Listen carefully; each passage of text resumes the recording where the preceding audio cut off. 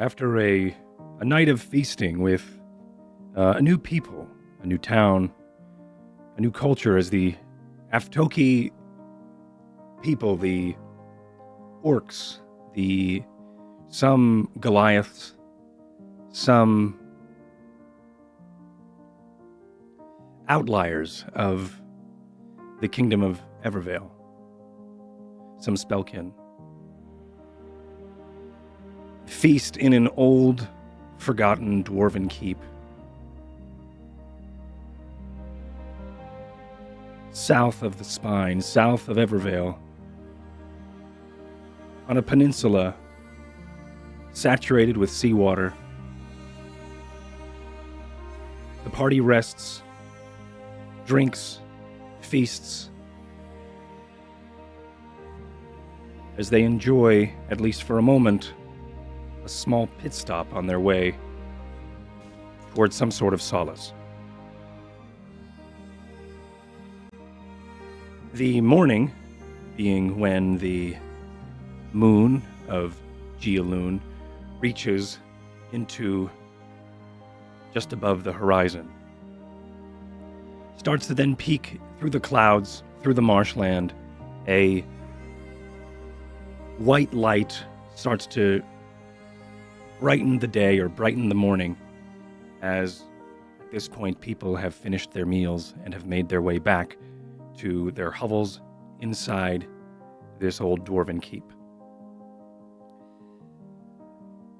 My question to the party, and to whoever is still awake or who is waking up: what have you done during this party or during this feast event, and what do you plan to do in the morning to come?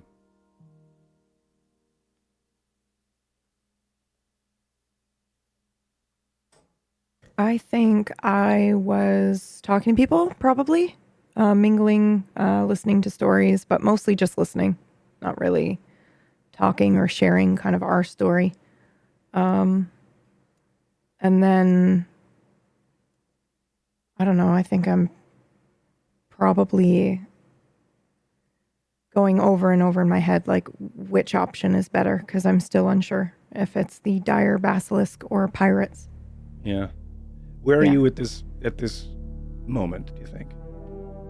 And this is like after feasting or still during? Yeah, I think as the morning sort of starts and the day starts, where do you think you have spent the evening, or what have you done? Have you, besides, of course, mull this over, is there any other interactions or anything that you think that Varsha would have done? I think I would have sort of checked on everyone. Yeah. You know, like Jet, Ty, Smith, just to kind of read the room, you know, see what the mood was like, see if anybody's changed their mind or has any feedback on, like, you know, whether it's the basilisk or the pirates again, you know? Yeah. Just kind of want to make sure I'm making the right decision. Yeah, let's... It's just hard to tell in the moment. Let's go back in time a bit, maybe after that scene with Smith, where Smith was sitting eating the food and enjoying the moment, but also studying the moment with the mourning widows from the hunting party that have gone out. Let's go back to probably maybe the peak of the festival, the peak of the feast, I think, where you all find your way back, because you were split up in various different places. I think Ty was back on the boat finishing up and talking with Lorcan, and people were off doing several different things. I think Gormatug had given you all a place to stay for the night, and then wherever it may be, I think a large yurt type rocky crevice that is, or rocky rubble that is then fixed with a thatch roof on the top to create this sort of circular rubble of stone, and the walls are built up and then have this thatched yurt type dome on top, and he goes ahead and gives that all to you, or at least for the night or during your stay.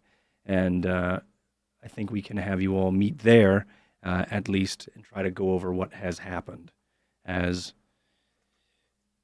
the music, that same sentimental song and the strings play in the evening air as there is a small crowd of not necessarily laughter and enjoyment and dancing, but there is still some who dance, there's still some who sway with the song, and there's still some who are enjoying the space and this music, but it is not a rambunctious party, to say the least.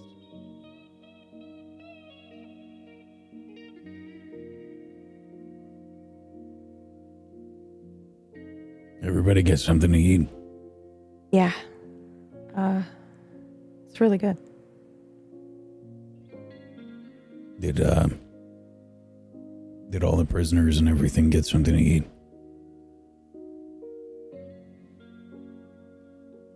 So the Should we the keep orcs calling kept them their prisoners? Yeah, they did. Jet, what? It's just they are no longer prisoners, are they? Should we keep calling them that? Probably not.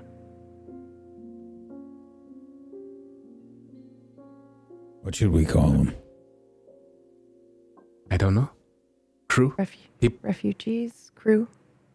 Yeah, crew. All right.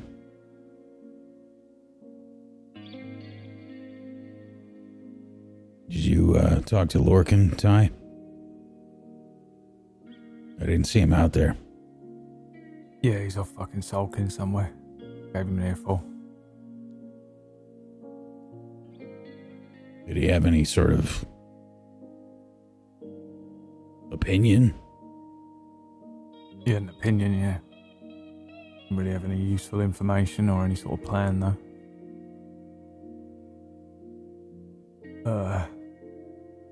So For the we're most kind of part. left to our own devices then. Yeah, sort of.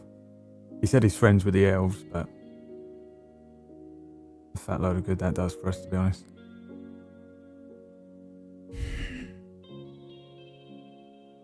We've still got to fucking clear this thing out of the way. Even if we go down there and we don't get chewed up by a bunch of fucking elven boats or ballistas or something, we're still going to have to come back via the fucking road.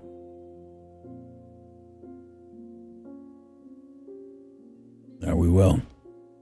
I reckon we just gotta fucking kill this thing. And then I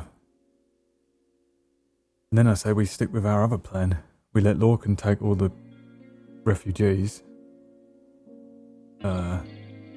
Slowly, bring them over. We'll scout ahead, go to Pendulum, see if we can find a way to this academy.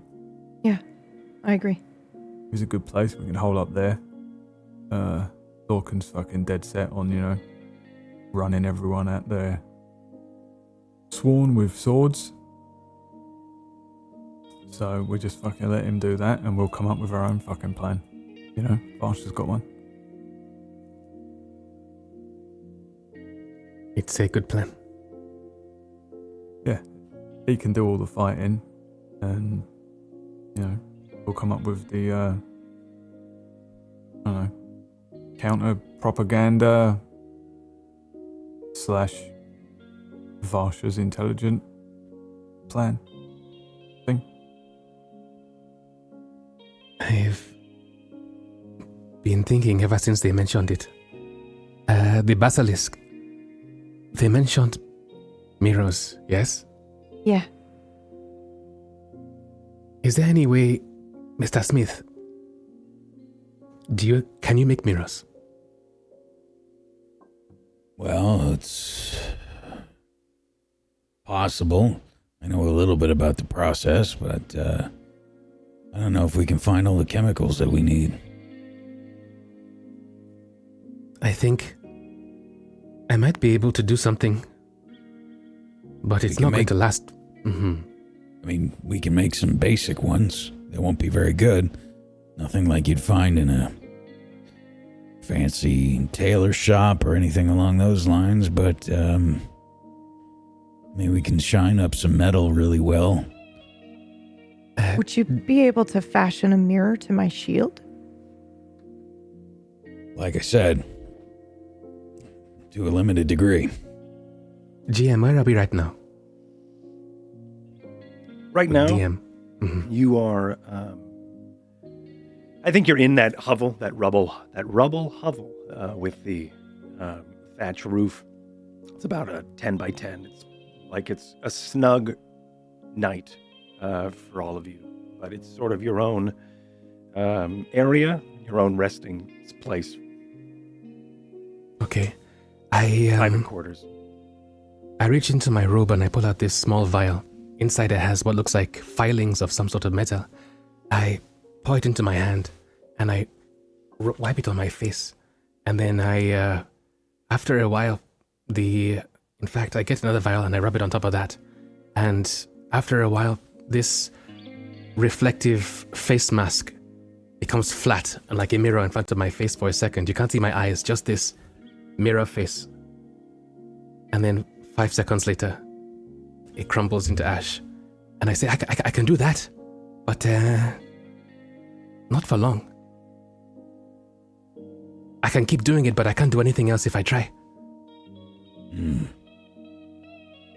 Well, might work. It's probably a little bit clearer than we'll be able to see in any sort of weapon reflection. The people here at Aftoki had some strange axes that they used when hunting the basilisks. We might be able to use the reflected, any sort of light that's reflecting off of those. It won't be nearly as clear, though. Right. So for the audience, that was a prestidigitation spell that I can use to make a non-magical item that's about the size of my hand, which is coincidentally the size of my face. So I can have a mirror face for a bit. Sweet.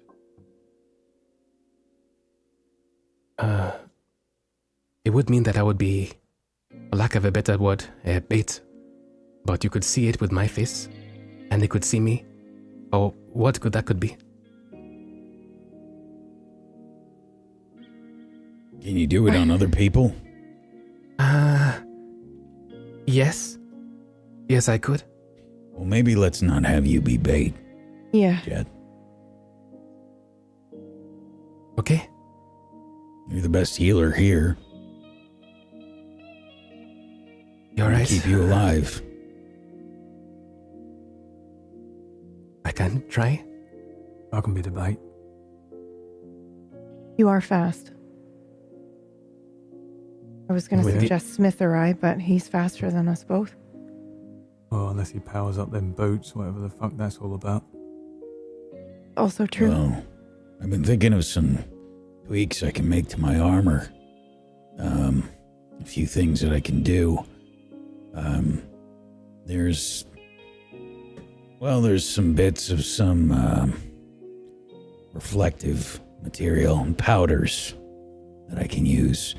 Might be able to launch those out, maybe. I think maybe about 20 feet wide of space. It'll kind of look like some light, sort of wherever this powder is shot out. Might be good to help us see anything that's hidden, or make it a little bit easier to hit the thing if we can see some light in the reflections. You know what I mean? I have to hit it with it, though. That's the trick. I just figure I can rig something up, maybe shoots it out about 60 feet at best. So we'll have to be reasonably close. Could also work with some, frankly, some grease. Keep a lot of extra grease for the armor. That might work too. It's a good idea.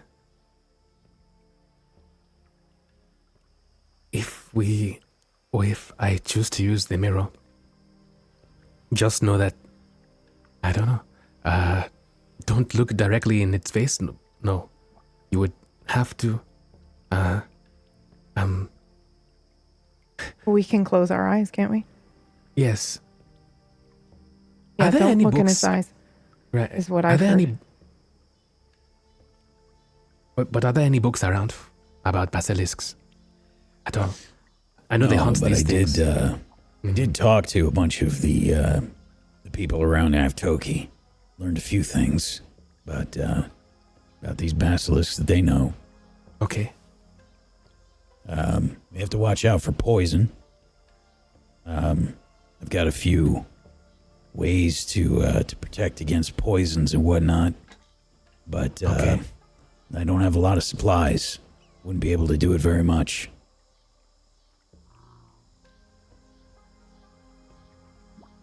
Okay. But if somebody does get poisoned, I could probably neutralize it. Okay, this is good. And Ty, you seemed so against this before. You sure you're okay to go this route now? I don't care which route we go as long as we go a fucking route. I'm getting bored. We're running out of time. Okay. At this rate, we got a better chance killing a fucking dire basilisk than an entire army of elves and then the sworn, so Yeah. who gives a shit? Let's just kill something. What time of day is it about now? Is it nighttime or? It is late into the evening. You can tell when the clouds above clear up for moments. They're a key depiction or a key telltale sign that it is night is the aurora that is whipping through the starry sky. In contrast to when the moon, Geoloon, is in sight.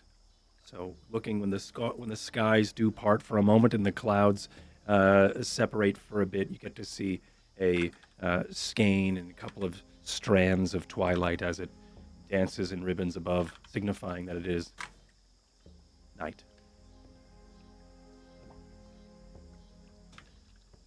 Well,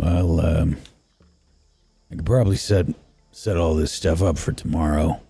Get my armor ready. I'll set up the more armor plating. I've got an idea, I think, for I've got an idea for a shield that I think I might be able to use. Could be useful. Maybe if you're able to use your that mirror thing that you did on my shield. Might be a good way for people to keep an eye on this thing, looking at my shield. Okay. If I get close. Sure. It doesn't have to be the face. That can be anything. All right. Well, it sounds like at least we've got a basic plan. Now we need to worry about the explosives.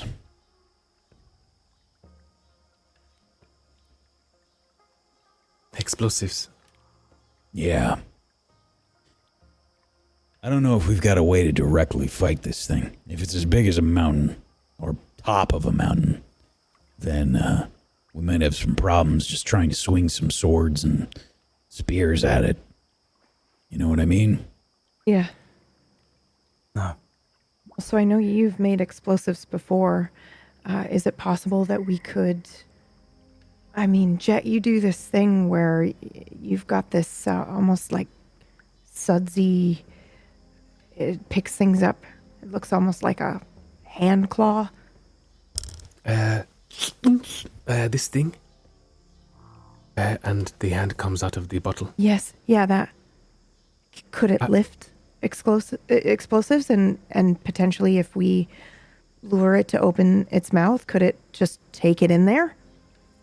It depends on how big the explosive is. It's not very strong. It's bubbles. Right.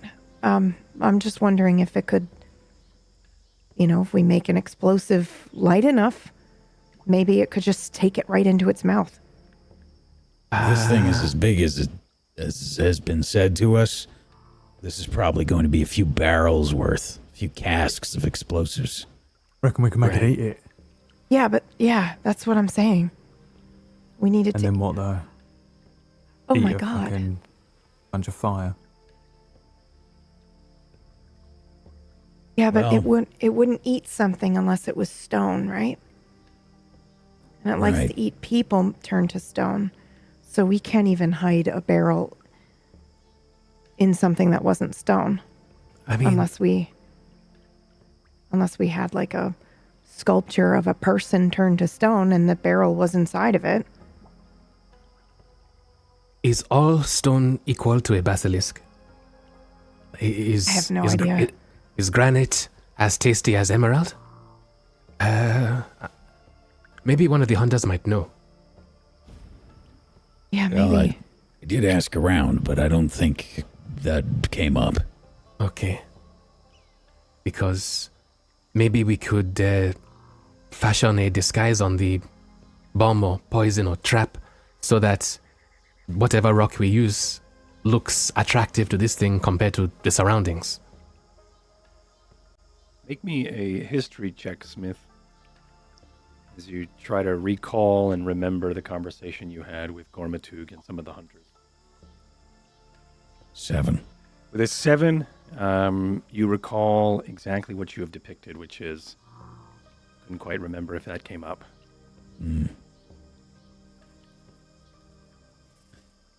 Yeah, you can go around and ask, but nobody mentioned it. I think they were just talking about, probably a regular, average rock type stone. I don't think they have too much familiarity with geology. Okay. I'm trying to think if I have the ability to make use of this information in the first place. Maybe you might? Well, I'll tell you what I can do. I can work to make these explosives, being that this place is kind of a swamp, we might be able to find some sulfur around, but we'll probably have to take a look. I don't know. We can probably ask the people here at Aftoki to see if they are able to locate it. It's not like it'd be well hidden. Pretty smelly, so easy to find.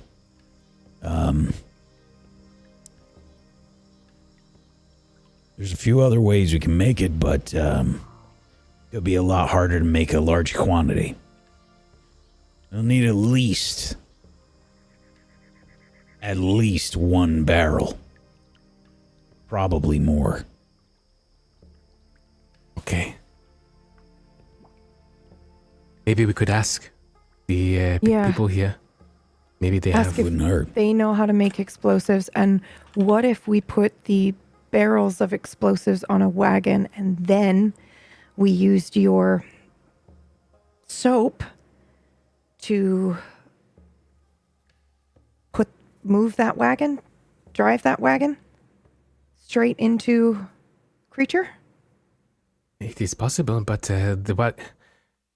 I manifest the hand and I try and push Vasha with all its strength, and you'll feel like a 10-pound weight on your chest, just on your shoulder, and that's okay. that's as strong as it is. I see. It then spreads as the 10 pounds of pressure just splash across and then evaporate. So The at other option is most it would be able to like take reins or something, but that means we'd have to have something else pulling the weight. Right. Well, I wonder if it likes horses. Stone horses, maybe. No, we attach a horse to a cart and slap the horse on the ass and send it in. If I have a high enough vantage point, I might be able to do as Vasha says and maybe control it with the hand. Either that or I think I could probably rig something up. I have a capability on my armor that I haven't found the best opportunity to use yet. I could probably rig something up, take advantage of that.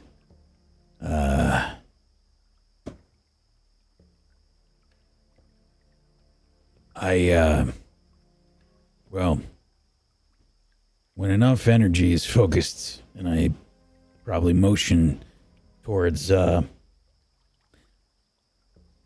of the small crystals that I've got located in the wrist portion of my armor.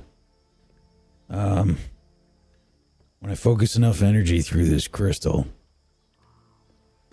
I can make myself invisible. We need to push something, I can push it, or I can maybe rig something up to make somebody else invisible.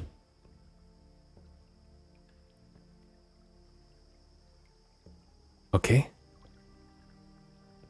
Could be good to get in position. Probably last, I figure I can get enough power into it to maybe last about an hour. Something along those lines.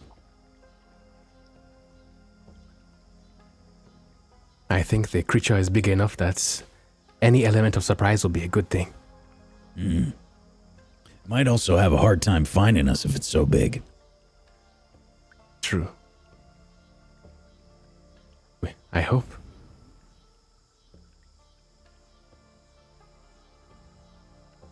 Can I get a survival? Actually, let me take a look at the skills here. Can I get a survival from Smith and an arcana from Jet? I can do that, but I am proficient in arcana. Give me an arcana check. I think they both work here, just slightly different. I rolled a 14, but Mr. Smith? 24.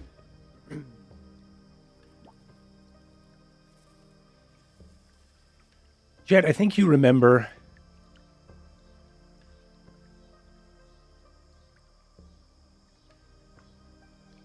I think you remember...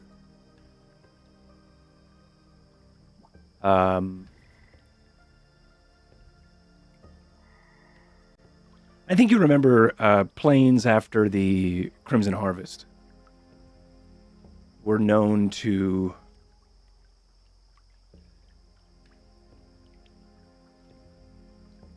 let out, of course, on a hot day, would let out some sort of combustion or a flame or a spontaneous fire. This would happen a couple of seasons after the Crimson Harvest. Unsure of if that has anything to do with this here, but the land can somehow, maybe, if it was potentially a curse from the land itself, or it was something a bit more scientific. It's hard to, but I think during this conversation, you have a moment to at least think about it. Smith, as you sort of have this conversation, you do a waft or a breeze of swamp air blows through this space, the cracks in the wall or the cracks in the rubble that act as a wall around you. Wind can blow through it. A small fire where you have all set up your heating element for the evening is starting to smolder, and it starts to flicker as some of the winds blow through. The flame for a moment grows a little bit warmer, and you do see a flick of green flame, but only for a moment as the wind blows through. Accompanying that visual is also the smell of decomposition and swamp. And this sparks something in your mind as this is a sense that is tied to memory. And for some reason, you are brought back to Evervale. at a laboratory table. There is pieces of your armor on the table and on the deck here, and across the way there is someone working on something. And it is a glass jar that this other person is working on. You know them as a scientist of volatile chemicals, a half-elf friend of yours that is bald except for the left side of their hair that is then swept over and tucked behind their ear, as they have glasses, small glasses that sit off of the angular pointed nose as they're working on something. The volatile smells that you are smelling coming from this apparatus that they are working on seems to compare with what you are smelling now. You do remember something along the lines of them saying, well, if this methane, if I can, of course it's lighter than air, so if I could capture it, usually using the decomposition gases, I could then grab the phosphates as well, and in conjunction it will send a chorus of explosive energy. Can you keep it down, please?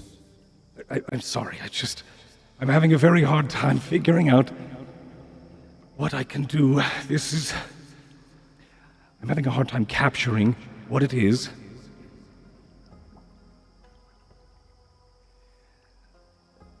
Whatever it is, it smells terrible. Yes, it's the swamp. I'm sorry. And they have in front of them a large trough of swampy ground.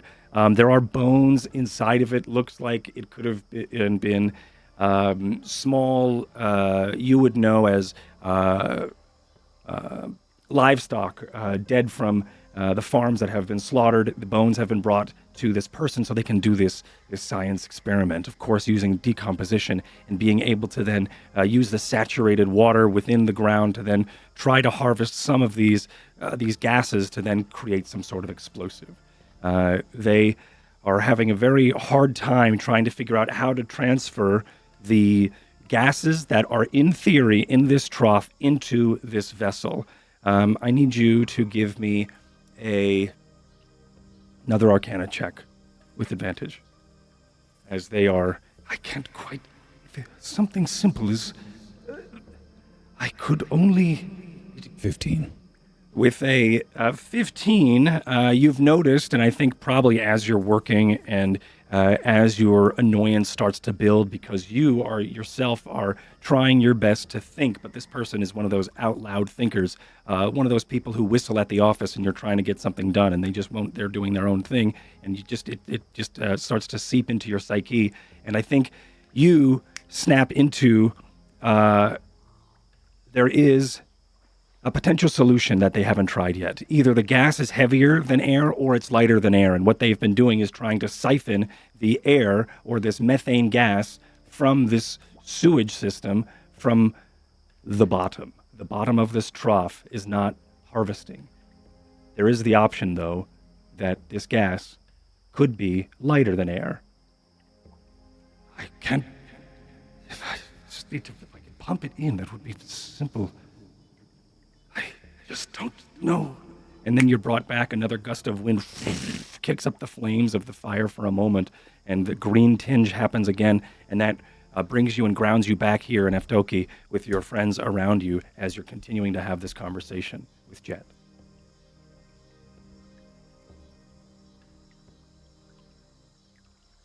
I mean, it's possible we could send the horses in a cart in, but how do we know for sure that it's going to eat it?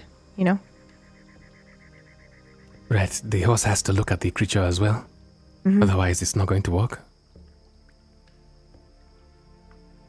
This swamp, we might be able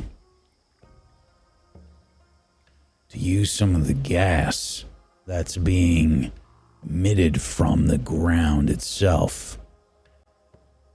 Smell that really horrible smell out there? It smells like shit. Yeah. We might be able to use that with a lot of fire. Okay. We need a lot, though. I have an idea.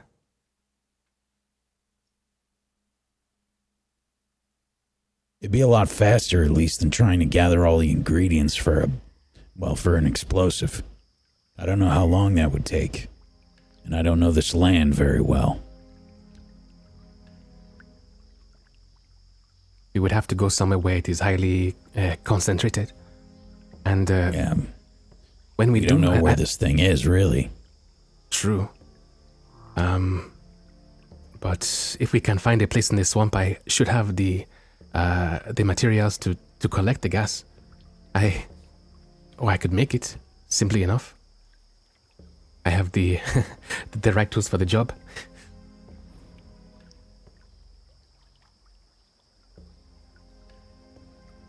Maybe. Okay. I think it might be a good idea if we get up early and see if we can do some scouting of the area. So at least we know what we're dealing with in terms of the landscape.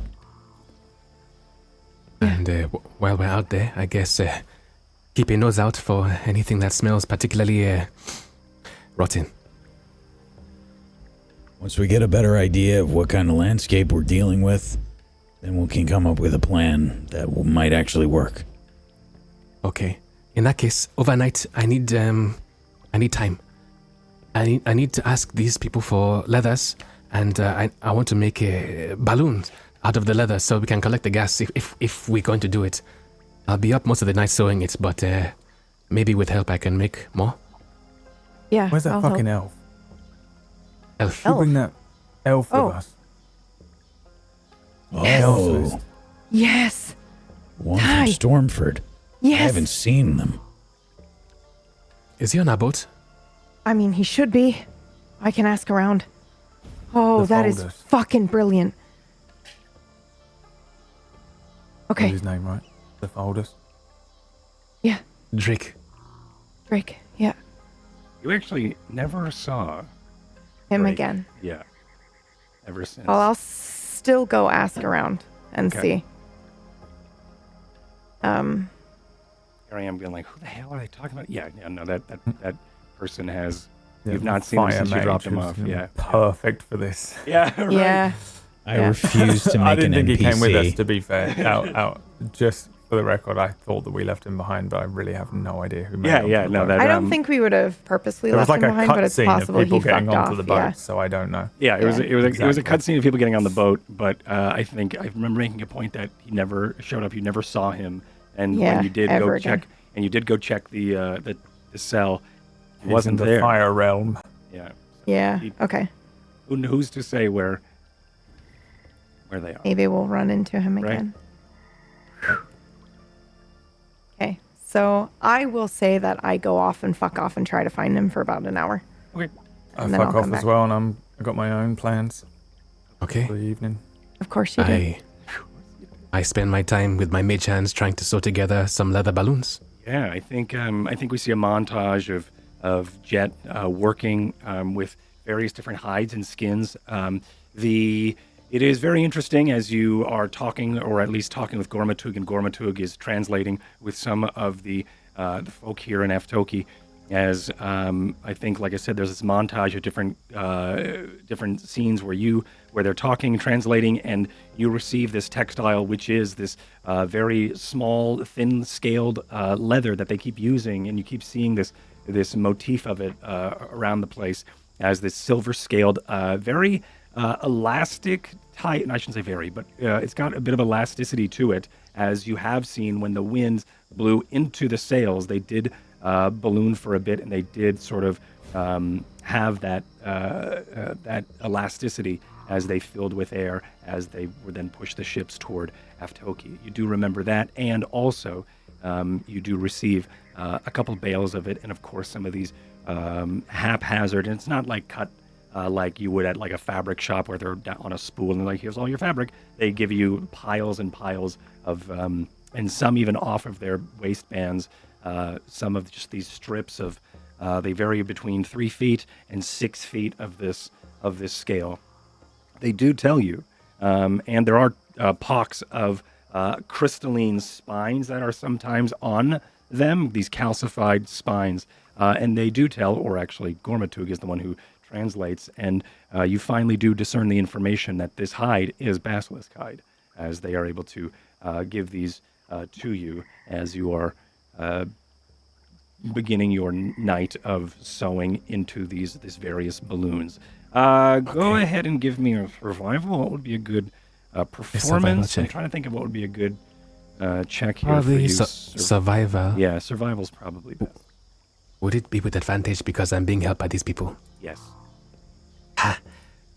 12. Yes. So after a couple of hours of working and through various prototypes, you are able to finally create one. I think you try your best to create one as a spherical balloon, and it just doesn't quite work as it's unable to capture and find a lot of the pressures as well. But you do, at some point, just very simply make a square patch of balloon that does inflate and deflate, at least long enough, you think, to do what it is you think it can do. Quality is on the iffy side, but it does work. It does seem to inhale and exhale. Okay. Lifting like a bellows. Yes. Yeah, exactly like that, like a bellows. It's fairly large, and hopefully it'll do the job. Okay. And perfect. Okay. I'm excited, and I look for Mr. Smith, unless he's gone somewhere. As you do, though, as you are working on this, we will check in with everybody else. But as you go to look up and start to Mr. Smith! start Mr. your Smith! day, I've done the day! you do notice that the aurora above is starting to fade into the light of Geoloon cresting the horizon, signifying morning. But time magic. We're going to go back in time and see what everyone else is up to. Ty, you had something you had plans for, you said? Yeah, I want to go thieving. So a bunch of their hunters are dead or not dead There are some that are dead. in this place. There are some that are alive, but most are on their deathbed, as they are either suffering from this petrification, or they are gone to it. There are a few hunters that aren't hunting because they just simply don't have the numbers. Yeah, no, the dead ones, and the dying ones. They must have had a bunch of weapons that no longer have owners, right? Correct. Yeah, where are they? Those are laid next to them as they are resting in the in that long rubble house that you were in last time, where you met up with Elder Keenwolf, where all the that infirmary. Yep. Piles of their Now- belongings are there with their. Some of them What can I brought in with glean their of- things, and some of them had Okay. their axes, and some of them had their belongings. Some of them are probably back. Is this a wherever their culture house where is. they bury them with their axes and shit like that? Like Vikings. Make me a history check.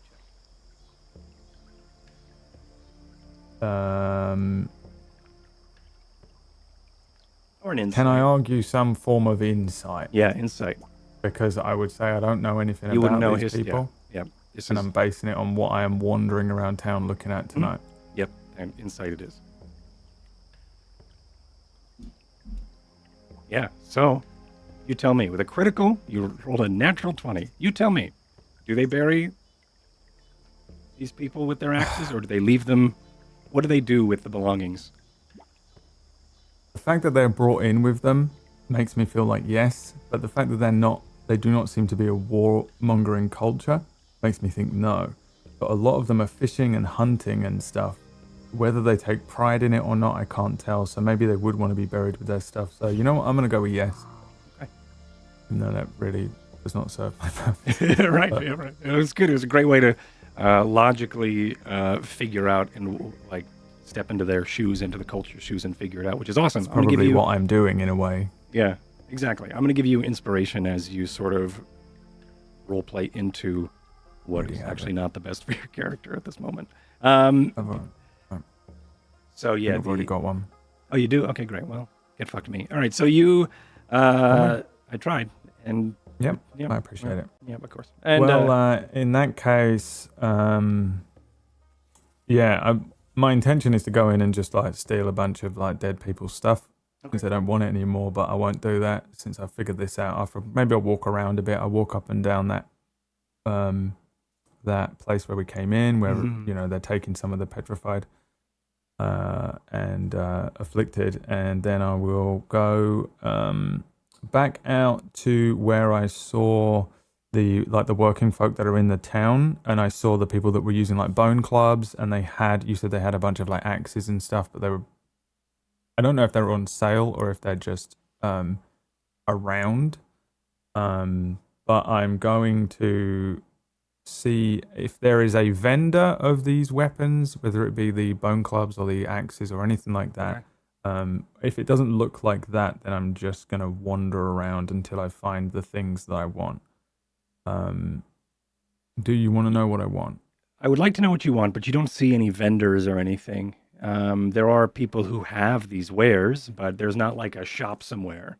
It seems like these people are very much, they'll trade, and they're working as right now a unit to survive, not necessarily for their own personal gain, like having a vendor. They may trade or gift something to someone if they think that it will benefit Eftoki.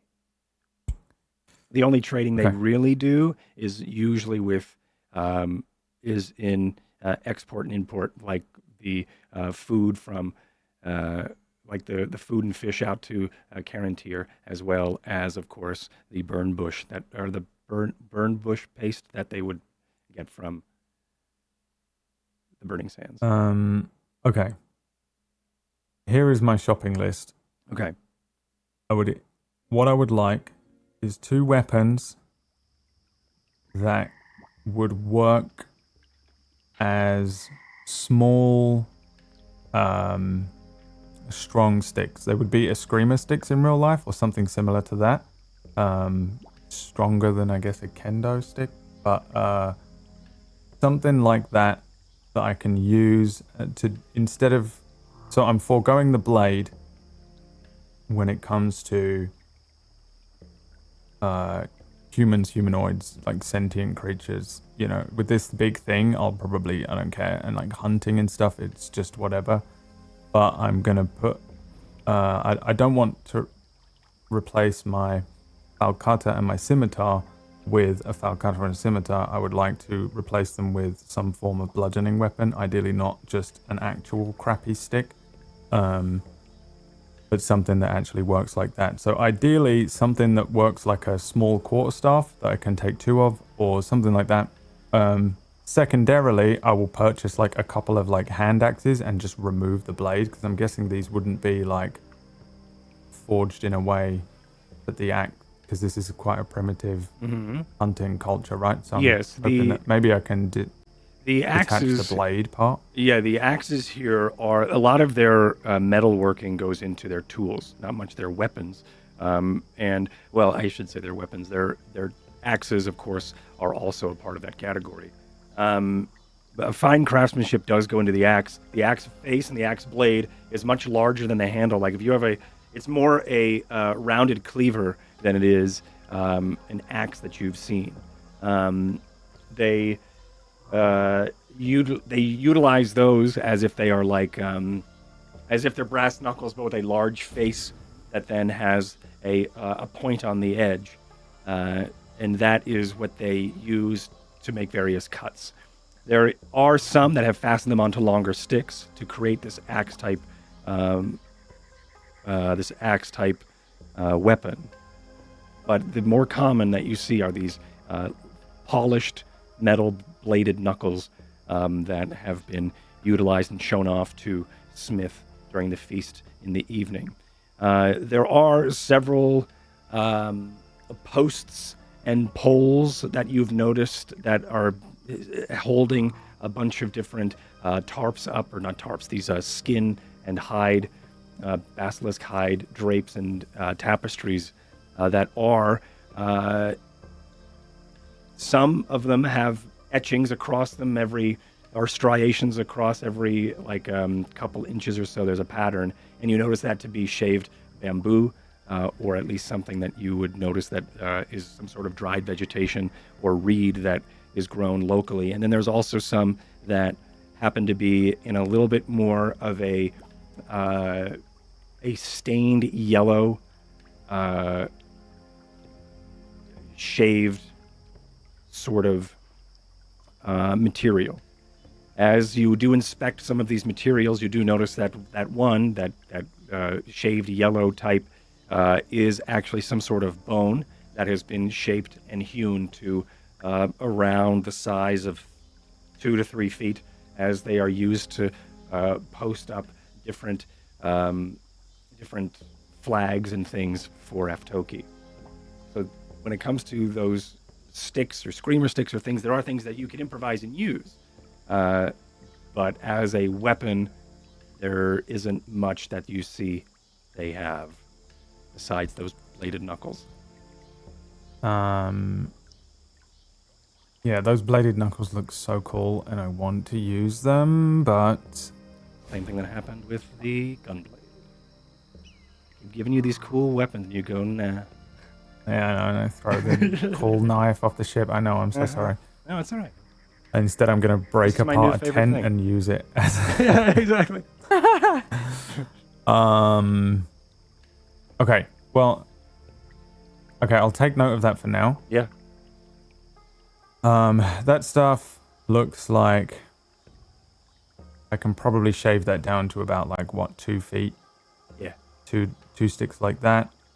And then use those. Right now, I feel unarmed. I have knives on me and a short bow, but in my hands, but I don't like not having the feeling of the swords, and I need something else. And so the other thing I'm thinking is we're going against a big thing, and I would like to see if there is anyone in town, maybe they're a hunter or maybe not or whatever, that has a longbow on them that I might be able to trade with, since this thing we're going after is gonna be big.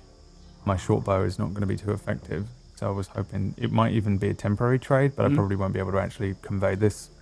The odds of them speaking common are pretty low, but I wonder if I see anything like that as well, and if I'm lucky,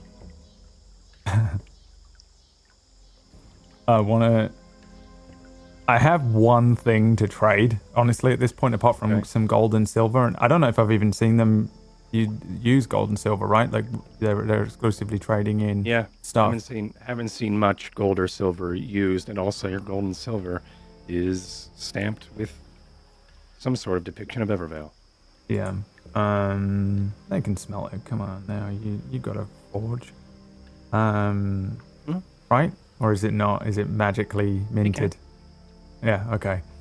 In which case, yeah, that's my second thing I'm looking for, is somebody that owns or has on them a longbow.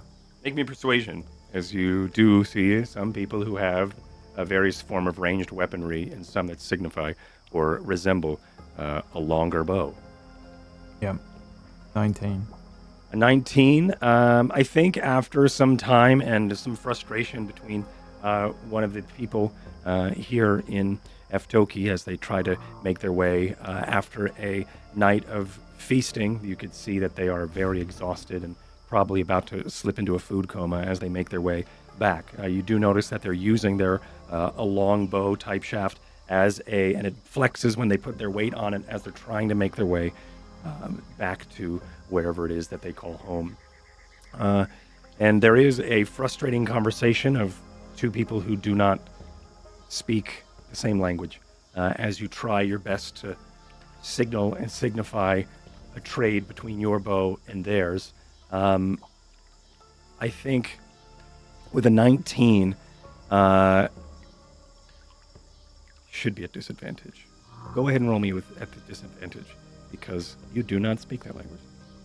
What about if I use one of my 2 inspiration points? Okay, and cancel it. Keep the 19. Yeah, right. We can do that. All right. So that's fine. Yeah. I would kick me off the show. Okay. No, you could do that. I don't care. It's your inspiration. You could use it wherever. So yeah. What if here's the thing: is I imagine, and I have kind of imagined this before, that my short bow is pretty good, Yeah. Like, I probably stole it from, like, an awesome forge. Yeah. Yeah. Like, I'm probably there. He's saying stuff to me that I don't understand, and I'm Right. like, I stole this from Blackstone Forge in Evervale. This is probably worth all the arms in the whole town together. And he's probably has no idea what I'm saying as I'm presenting him with a really well-made short bow in exchange for, whatever. And like she's definitely speaking Orcish, and there's definitely trying to understand one another. With your 19 Like, and with fucking this, at it and everything. Like, yeah, and with this, like I said, there is a bit of a frustration between the two, and it seems almost at some point you have exhausted your argument towards this person, and they snatch the bow from you, and they look at it, and then they start to draw it. They don't dry fire it, but they do sort of. You do know that they take care of it. They kind of roll their eyes for a moment. They reach into wherever their hovel is. They reach into their settlement. They grab a long, gnarled arrow, and they fire it. And it does fire true for a moment. And then they sort of pass the longer bow to you. This one does look like it's hewn from that stained white material that does seem to be fibrous and bone, as it's been scrimshot into a large, wherever this long piece of bone is, or where it's from, you can't quite discern. It also worries you a moment for where this bone could have come from. But it is bent into a 6 foot, 7 foot long bow, as it sort of passes it to you, and then just sort of tosses it into the shelter, and then says some sort of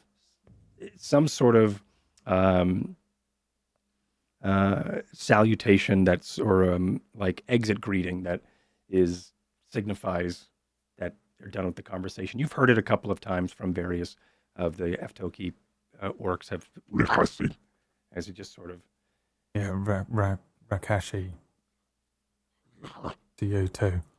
Stops and looks for a moment. The longbow over my body, and it's big now, so it has to go across my chest. Yeah, like lift it a little bit, and as you start to figure out how to. It's been a fucking while.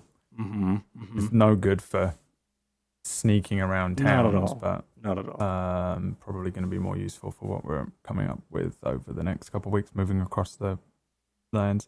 And on my way back, I present a few gold coins in my hands towards some random person as I offer to buy a pole from their house. I don't know what it is exactly what it's holding up. Make me an advantage persuasion check as you sort of just point to another 19. It sort of goes the same way as you're pointing towards like a key structure point on their house as they're sort of looking at you, and they finally they take the gold. They smell it, they look at it, they sort of grimace for a moment. They put it in. She puts it in a large hide type bag, and you can hear them jingle in there as she then unfastens what looks to be the key point of whatever this structure is. The hide ceiling bends downward as she then rummages around for something else, a smaller stick or a smaller pole that only just barely reaches the height where it was before, but she gives you a large pole about 6 feet in this hewn bone. I'm going to roll 2d4 for how much gold that was out of the 9 I have. Okay. 5. So, all right. Grabbed a bunch of gold. Is that okay? That's perfectly fine. They don't really know what gold is. Yep, well, I do. And I guess they think they do. As I see. Yes, you're like, oh, damn, Hope that this is as strong as it looks. And in order to figure that out, the last thing, and I know this is mental, but I'm also now going to see if I can pinch a hacksaw or something on the way back. This is the thing that I will steal and just give back after I cut this thing into 2 pieces. Yeah. This is one pole, right, at the moment? Yeah, it's a 6 foot. I want 2. I'm transforming myself into Nightwing right now is what's happening. Right. And Aftoki's going to help you. Can you make me make me a give me something here. Investigation? Investigation. Yeah, investigation. That's intelligence. Yeah. 23. Yeah, you can. There are several of these knuckle blades around that you could try to use. It's not very good for cutting. It's very good for chopping, which is a little bit different, of course. On if it's a fibrous material, you're going to want to saw it, but you don't see many saws. But you could spend a bunch of time using these knuckle blades, or maybe Smith has something. Yeah, I don't want to bother him though, because he's doing something more important. Right. And I thought I probably should do this myself as well. Right. Yeah, I'll just spend the whole night whittling this thing into 2 pieces. It's a really shitty blade. Okay, yeah, all right. And yeah, you can do that. Like, I mean, I'm at some point I'll have to buy some like legitimate like combat sticks. Yeah, with all your gold. This is just so that I have something on me, because I don't trust if I need to kill everyone in this town. Sorry. Bludgeon everyone to within an inch of their life, but still alive in this town. Sorry, I'm learning. Character development. So, yeah, I think I will spend however long that takes attempting to do that, trying not to split the wood or the bone too much in such a way that it splinters it, because if I hit once and it just explodes, that's going to be the worst. So I'm taking a lot of care. I don't care if I lose a bit of sleep over it for now. Cool. And just doing my best to split this into like 2 foot long, essentially bone screamer sticks that just deal bludgeoning damage. You can make 3. You can have a spare out of it. Oh, that's probably going to be really useful. Right. Okay. Yeah, I do that, and then I'll then, if you don't mind, I'll have a montage of me remembering how to use this type of weapon. Yeah, I'm doing one of those things with one of those Wing Chun dolls. Yeah. So the montage that we have with Jet is also now mixed with you learning and cutting and sizing down this bone, a long bow made of ivory, resting against a stone wall in the back. Okay, and we'll go check in with Varsha as what Varsha's evening looks like.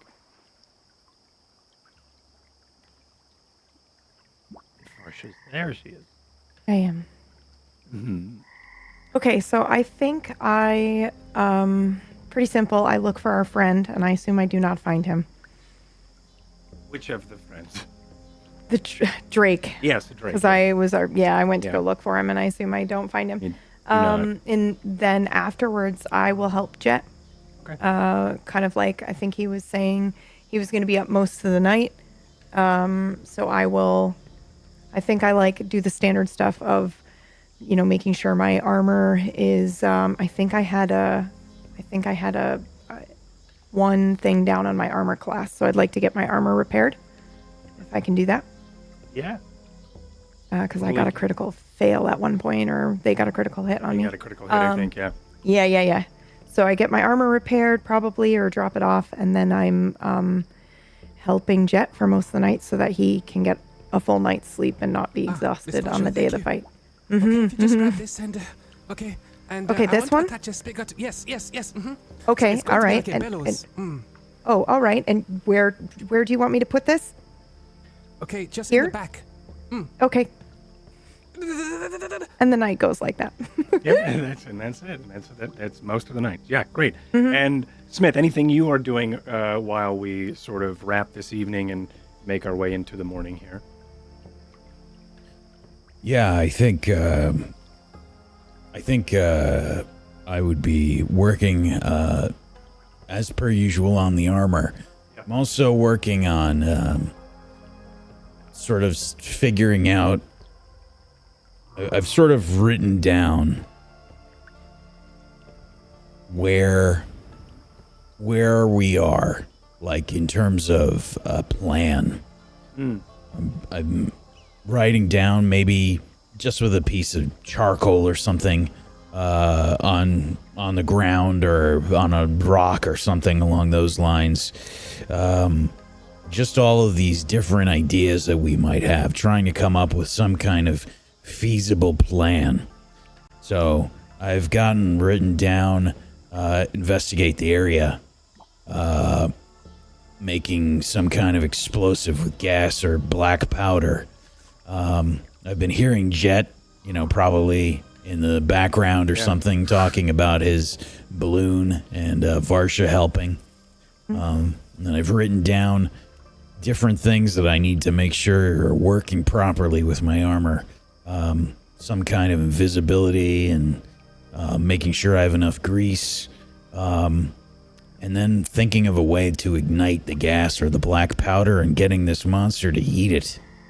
And realizing that we're going to have to figure out what kind of environment is around this creature. Is it the same one that we're in right now? Are we in the mountains? If this creature is the size of a mountain, where exactly is its nesting place? So a lot of things I'm sort of thinking about and trying to figure out the best way to set up my armor throughout the night. And I think what I come up with is thinking that keeping the armor as light as possible is probably the best way. Making sure that it's able to perform stealthily. But I will work on a shield. Okay. I've got a something set up into my arm. I've got the panels set up in a way that they can retract and spring forth. I'm setting up a rig here to make a shield pop up out of my arm. Yeah. And I'm pretty sure that I can, in fact, make it so that if the shield takes a hit, like an irising shield, like it irises out, yes. Cool. And that if this thing takes a hit, I think that I can use some of my crystals to push it back.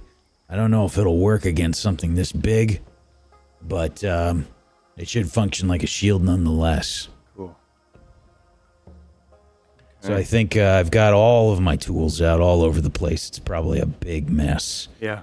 And I'm sitting there fidgeting with everything, and I've got, it looks a bit mad as I have all these notes and things written all over the place and calculations and whatnot for my armor and the shield and trying to figure out how it's going to all fit back in.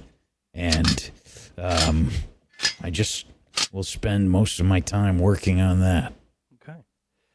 So I think for the evening, we have a montage of Jet filling and figuring out different designs of figuring out how the air bladder is going to work, how it's going to be, whether it's an air bladder, whether it's going to be a balloon, whether it is going to be a bellows type design as we start to then see the design shift and change. That is intermittent, and with also the that is intermittent and spliced with Ty trying his best to persuade and gain some respect, and also to gain what it is that he's been looking for, which is a longbow, and also these sort of bartering with a family of orcs.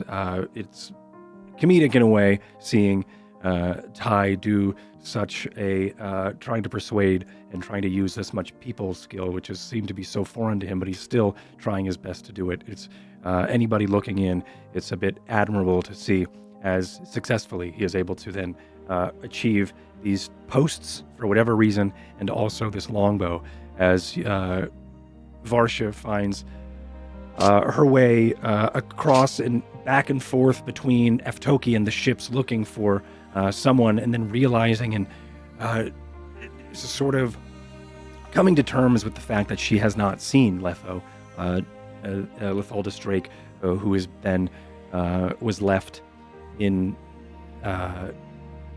Stormford. Her mind reflects for a moment as she thinks about what could have happened to him, but Varsha is very good at being a bastion, and also for the people of Evervale, and also her emotions as she then shuts for a moment and makes her way back to Aftoki. Opens up again as she makes her way to Jet, helping Jet with the air bladder, bellows, the balloon, whatever it is that he's doing, these designs, as we then hear the clinking, clink, clink, as Smith starts to work on the lighter armor, the calibrating the suit of armor that he has, and also creating this new design that is this shield. I think for a moment we see a tool fly up in the air, and Smith presses a button, and irising out is this steel, reflective, finely polished shield, and the tool bounces off of the shield, but then shoots into the soft or the thatched roof above in this yurt, blasting a hole through the roof as some straw sort of falls into frame. As we are going to cut to break. We will be back in just a moment, everyone. I'll see you here as we see what is in store in Aftoki, and if they're going to defeat, or at least attempt to find, this matriarch, dire basilisk. We'll be back, everybody. See you in a bit.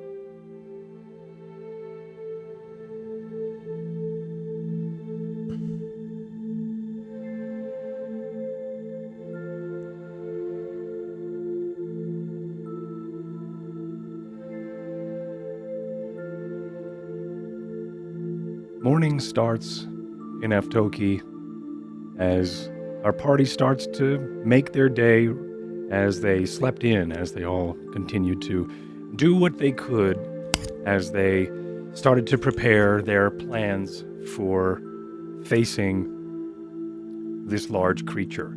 This creature in question is a large, dire basilisk that they have heard so much about.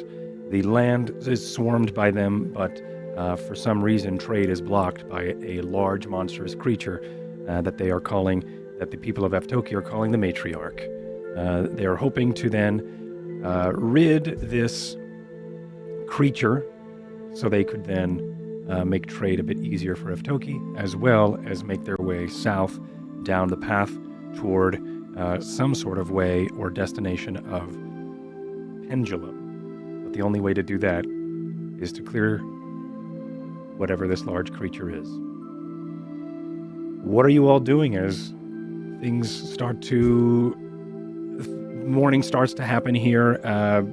The wind of, I think, low tide brought in from the sound up above whips through the rubble or that little small, the cracks in the yurt type settlement or the shelter that you're in, as the salt air also greets you this morning, as so does various smells of decomposing gases and vegetation, as the swamp also greets you as you all sort of stir and wake up.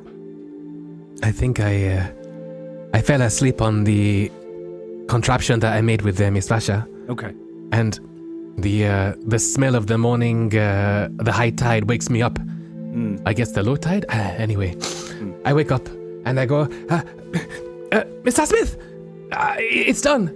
It's done. I think you retired before I was able to finish it and show you. But with this, I think we can collect the gas and make the bomb, if that's what you want. Yeah, okay, that should work all right. It's going to require everybody's help, though. Well, yeah, the problem with collecting the gas is,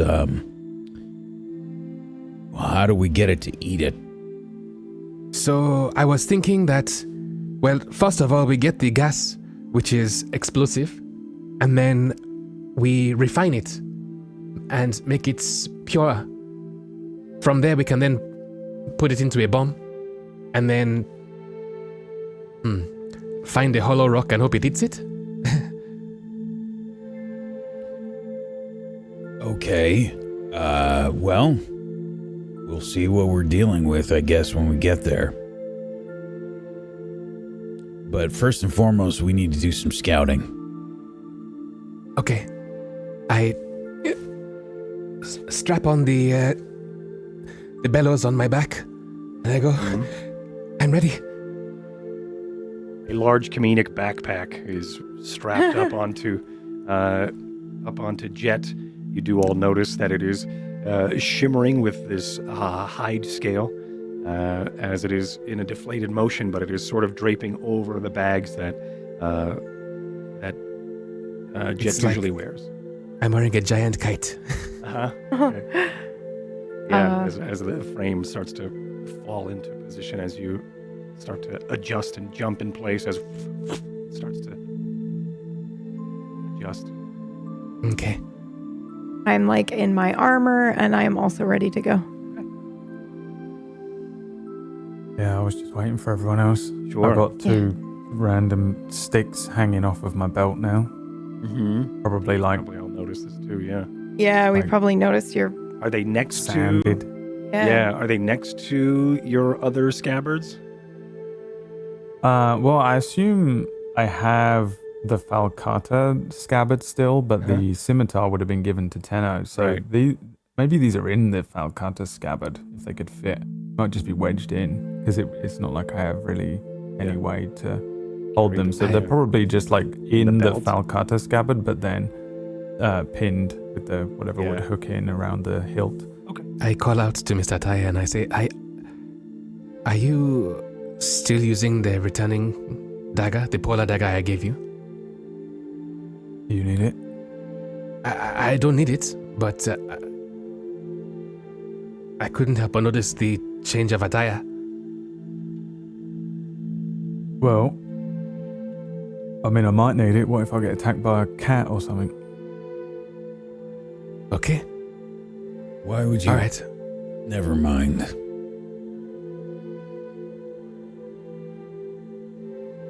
All right, if we're ready to move out, let's start heading out. We don't want to let it be too late.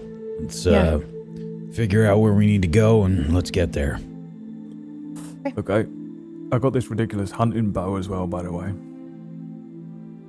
Should be able to Tide gestures. fire at Pulls longer down a large ranges. ivory bow. It's hooked over my thing. Because I assume that it, in style, differs from Evervalian stuff as well, so it probably looks... Gonna have to fire that thing without looking, you know that, right? What? Why? We can't look at this thing.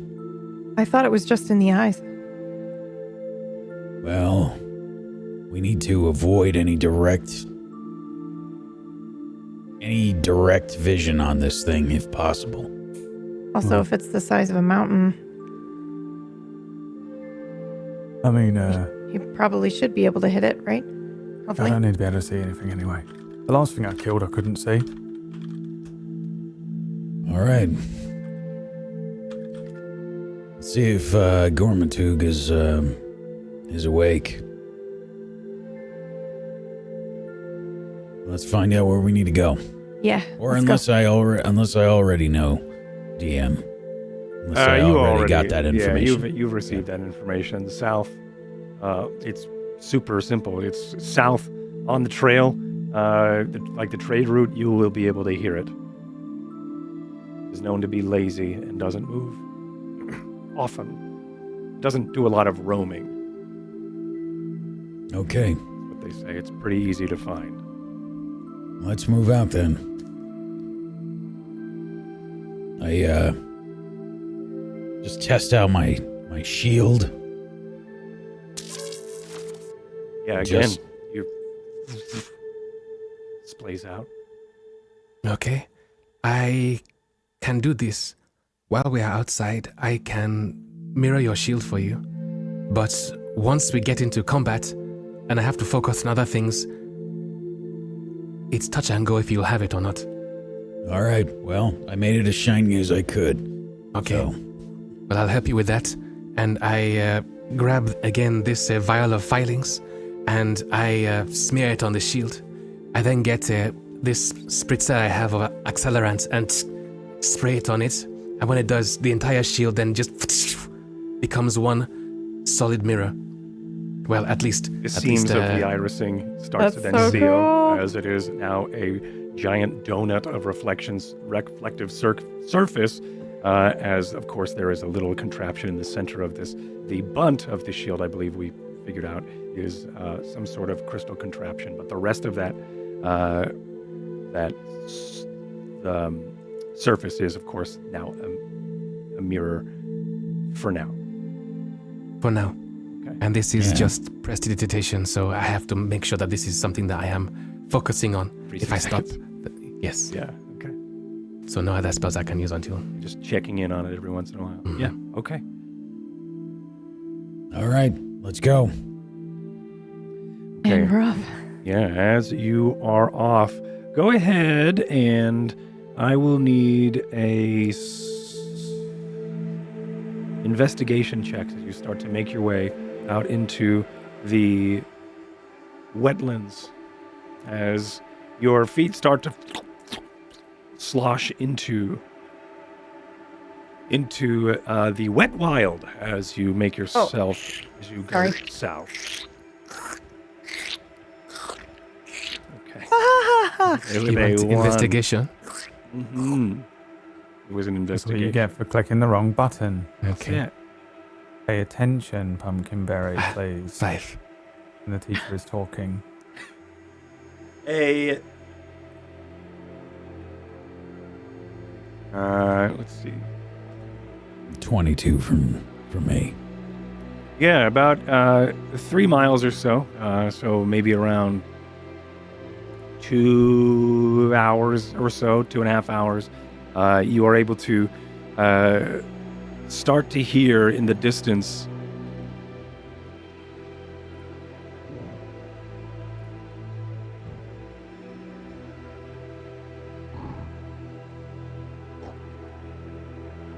coming from the east.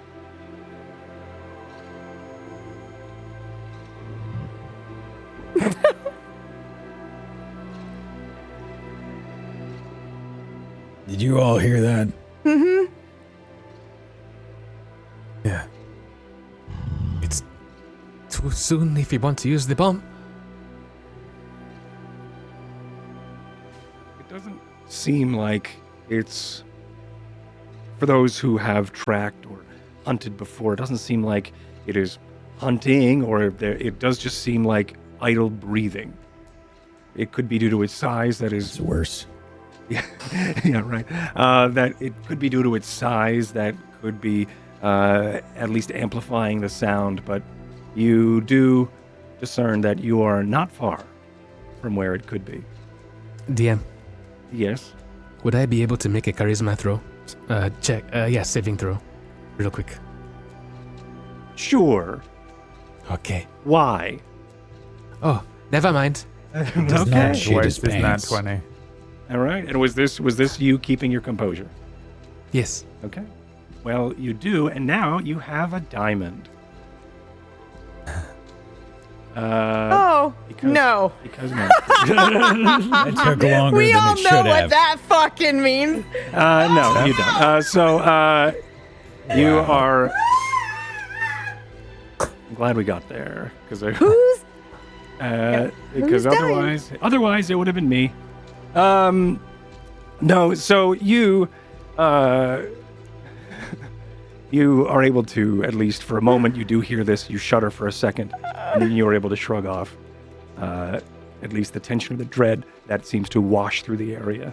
I don't know if you've ever heard or seen or thought of anything of this magnitude yet, but for a second, for this sound, you would usually probably this would be the time where you would turn tail or show a spike of anxiety, but the opposite happens here. You do instill a bit of bravery and courage as you know that this is something that you can all do. You've done this before, and then you are in the crew, that would be able to do this.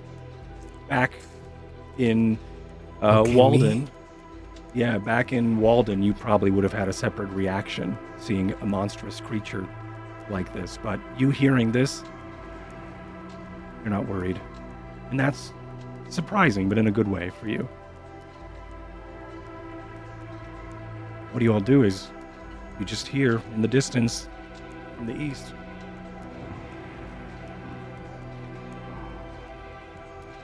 Look, I think I'd look towards Varsha, and I just say, "You sure about this?" Yeah, I think so. All right. Only one thing to do then. We need to keep an eye out, or I guess look down at the ground and use your ears as best as you can. Listen for everything that sounds out of the ordinary. Okay? Okay. Keep an eye on the ground. Try not to look too hard into the distance whenever possible. We don't know if there's other basilisks around. If this is the matriarch, maybe there's smaller ones around. I would suggest that you, instead of looking around our periphery, to look at Mr. Smith's shield when you are looking around, because we don't know if there are any nearby. I'll try and keep the shield straight, pointed at the at an angle, so you might be able to see in front of me if you take a look that way. Try and find the back of my feet when I'm walking in front, and then look up from there. But don't, whatever you do, if you hear a noise, don't look at it. It's going to be hard to do. You're going to have to concentrate. Yeah. Okay. I'm going to lead the way. I'm going to stare at the ground. Once we start to get an idea, if we're close enough, Ty, it might be a good idea for you to go out and scout. Yeah. I could do the same, but I think it might be a good idea if I stay with the group. Yeah, no, it won't find me unless it's got an incredible sense of smell, or, I don't know, you can see without its eyes. I don't know, you can hear. What do you reckon? Didn't hear anything about that from the hunters, so should be all right. It's all eyes, isn't it? We'll see. I guess. Keep an eye on the ground. Let's get moving. You start to head towards the noise, and I'm really just kind of focused on, like the ground around me, so I'm trying to keep my eyes away from, what's in front of you and the shield up probably also. Yeah. There is a little bit of a glint through. It's not as polished as the front, but you do still see a glint, and there's still some shadow and reflection off of the backside of the of your shield. As you do, you start to ponder, maybe I should have polished this side, and just you're starting to have that second guessing and questioning yourself as you start walking toward and start making these wet footfalls toward this creature. You do notice as well that there are these still pools that you do as you walk forward that are several inches deep as your sabatons start to, or the foot pieces of the boots of your armor clunk, clunk, splosh through as you look around for a moment. Safe to do so, and you do see that there are still pools around the area, and that you see. My arm just fell off, so give me a second. You do see as you make your way through that could be seen as advantageous, as these still pools, only inches deep, can also be used as a reflective surface. DM. He's trying to fix his mic arm. Maybe we can talk. Could I get a DM ruling here? Would it be possible to use magical tinkering to have the same effect as what my prestidigitation is doing right now? Go ahead. Boy, don't you wish you had mage hand right now? Yeah, I do. Go ahead and give me. You want to see if you want to use magical tinkering to keep Right, the because reflective surface. rules as written, the magical tinkering says that you can basically make a static visual effect on something. Because that's pretty much what my prestidigitation is doing. What a word. I was wondering if I could just make it have been that and not Presti instead. Make me an Arcana with advantage. Okay. This is now a stage play because Myth has a moving mic. 21. As I walk around. So everyone, Yeah. just wanted to welcome you all here.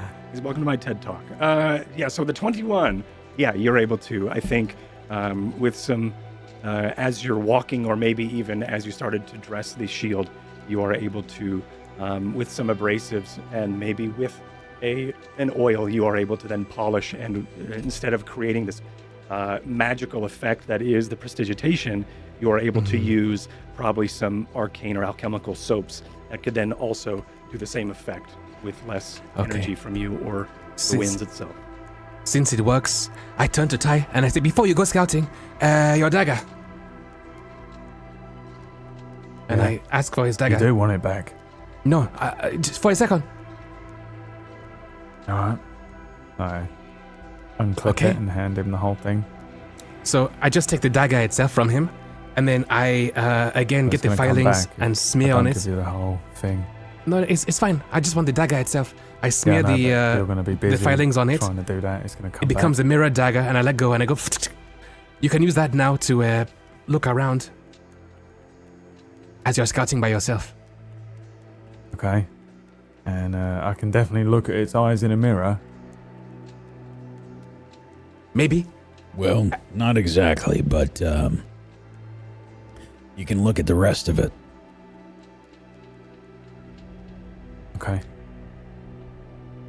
Try not to focus on the eyes is what I'm getting at. Yeah.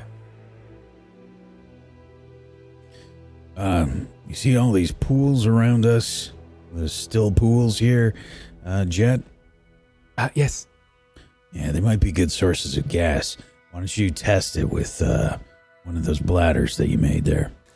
Okay. All right. I've been waiting for this moment. So I pull out this giant bladder, which again looks like a giant. So it looks like a giant bellows. So like a kite-shaped thing. At the bottom, at the bottom it has like a metal spout, and at the back of it, it has a corked spout as well. And so what I'm going to do is I'm going to ask Miss Vasha to go to the other side and hold the other side of the bellows for me, and it's going to be suspended just above the ground. Mr. Smith, I need you to use, I don't know what you call it, with your gauntlets, electricity, just to electrify the ground, and that might make some of the gas maybe evolve out of the ground a bit quicker. So all three of us can then use this contraption. All right. Let's give it a try. Start to power up my gauntlets. I will take the other side and go exactly where he tells me to. Okay. The second you see the bubbles from the ground, just pull with me. Here we go. Okay, pull. And we pull, and it inflates. And then now what we're going to do is I'm going to cork the bottom of it, and then I'm going to pull out one of the balloons and plug it to the back. And then, okay, Vasha, now push. Okay, and then as we push, the balloon then gets inflated, and then we can then tie it off, and we have a balloon full of this evolved gas from the swamp. And we can maybe, I don't know how many more balloons I have, because I didn't ask the DM, but we can do this and maybe make a bomb out of this. This is very explosive. You do have a large bladder full of methane gas. Okay, all right. So it's just going to be floating above me, like you know, at a zoo or a park or something. You have people who are always giving away balloons. It's just one big balloon, just behind me. It's like a my weather backpack. balloon. Yes, as I move Square it, in shape. Weebles at squarish in yes. shape. Yeah, and you're just kind of like, have your balloon. Okay. Okay. We yeah. can maybe. I don't know how we're doing this now, but maybe Mr. It Attack can just shove barely it into floats off thing's the mouth. ground because it is leather that you have. You are able to lift it easily, but it does sort of tumble a little bit as it is not enough to lift it buoyant like a balloon and easily as It's a a very balloon. sad But balloon. it is a sad balloon that kicks across the playground is pretty much what, and then and chasing it in the background is Jet. Okay. As you're trying to harvest this highly volatile gas. Okay, one very explosive ball. Okay. It's a good start. And we just have to figure out how to get it to eat it. That'll be the real trick. But at least we know we have this gas available to us. We can also potentially rig something up so that we ignite the gas and light the whole area on fire. That could be work, a yes. significantly bigger boom. Okay. We'll have to come up with some kind of a fuse so that we can actually get out of the way and not get blown up. That'll be the trick. I mean, why need a fuse when you have magic? You know? Or a flaming arrow, maybe? That could work too. Ty's a good shot with that longbow like he was with the short bow. We should be fine. Yeah, I'm better with a longbow, if anything. All right, good. Let's keep moving. Okay.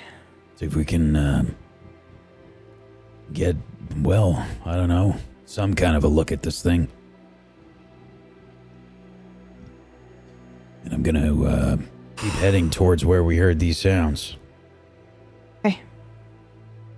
What is the rest of the environment like? Are there trees around? Is it still very marshy around us? What does it look like? So around you is the. Don't worry about that. That was just I thought it slowed down a lot. something in my I throat. thought you were rewinding on an old VHS tape. The around here is still that sort of wetland, still pools, that stinky mud that you've been treading through. There are Might have been some sulfur hexafluoride in that balloon, and exactly. our DM might have just taken a little bit of a hit on That's it. exactly what it was. Yeah. And then so as you make your way through, you do notice that there are what you think are bubbles that you would see bubble up and pool in some of these still pools, but as you start to walk and investigate them, they don't seem to pop, and they're also seem to be about golf ball size. And as you continue to make, or a large marble, and as you continue to search and look, you notice that all these bubbles are that same size, which signifies, for those who know anything about wildlife, probably jet, about natural wildlife, you would see that these are probably signifying eggs of some sort that are in these pools. Anybody want an omelette? Oh, we can use those, actually. We have to be worried, though, if there's a mother around. Oh, yeah. But I heard that some of the hunters are very much interested in those eggs. Okay. So we should collect some. Well, we need to scout out first and see if there's a mother around. If we just grab these eggs, I don't know what could happen just yet. Okay. You have a look around, Ty? Yeah, all right. I start sneaking around. I just vanish into the fucking underbrush and just start moving around looking for any signs of creatures or tracks or, hearing, listening, getting away from them and the noise and just moving around. I wouldn't say it's exactly my forte, this kind of scouting, but being stealthy and looking for things is something that I'm used to doing more so in towns and cities. I'm also technically not the scout, but I would be trying to keep my eyes and ears open as well. Well, eyes, sort of, Okay. on the shield I and the still mirrors and move. stuff. Move really quietly, I think, just purely based on how I know how to place footfalls and things, but I don't know if it translates as well to underbrush and stuff as opposed to sneaking up behind a guard in a city street in Evervale. Go ahead and give me But yeah, start moving around. either a. Are you being stealthy at all? Yeah, I'm really taking my time. There's no rush, right? So Okay. I'm being as quiet as possible, while also employing any level of like tracking and animal knowledge bullshit that I would have probably learned. You know, I don't doubt that I would have learned how to hunt still because we lived kind of Sure. on the fringe. I'll give you the choice between an investigation or a stealth. Well, I will take stealth every single time. Figured. 24. It's at disadvantage because Varsha's with you. I wouldn't even let her Wow. be with She me. brings you down. Oh, wow. If she can beat a 24, she can punched PB find right in where the I heart. went. If PB can roll higher than a 24 on a perception, I'll let her be with me. Otherwise, Okay, I see. I've lost her. Okay. Okay. This is why All right. I literally Nice. said I sneak away from them making Yeah, I noise. wasn't trying to stay with you. I'm just trying to keep my Sure. guard So, up. You can keep making noise like if Varsha is like, I'll sneak this way and starts Hey, now. fucking crashing through the underbrush with her armor and big sword Yeah, okay, and that's stuff. fair.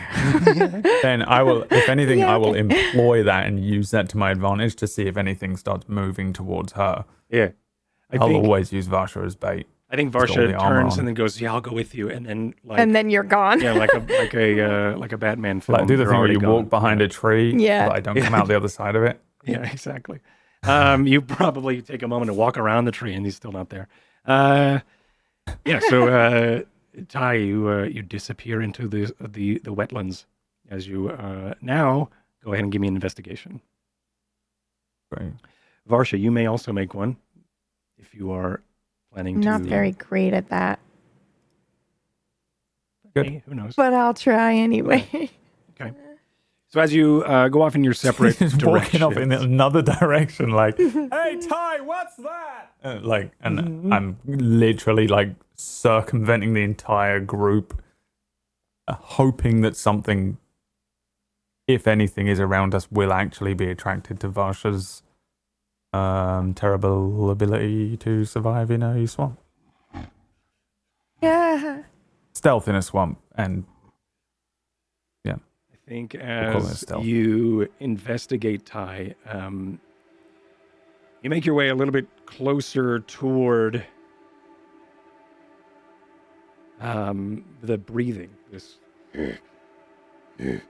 as you get closer and closer, it gets louder and louder.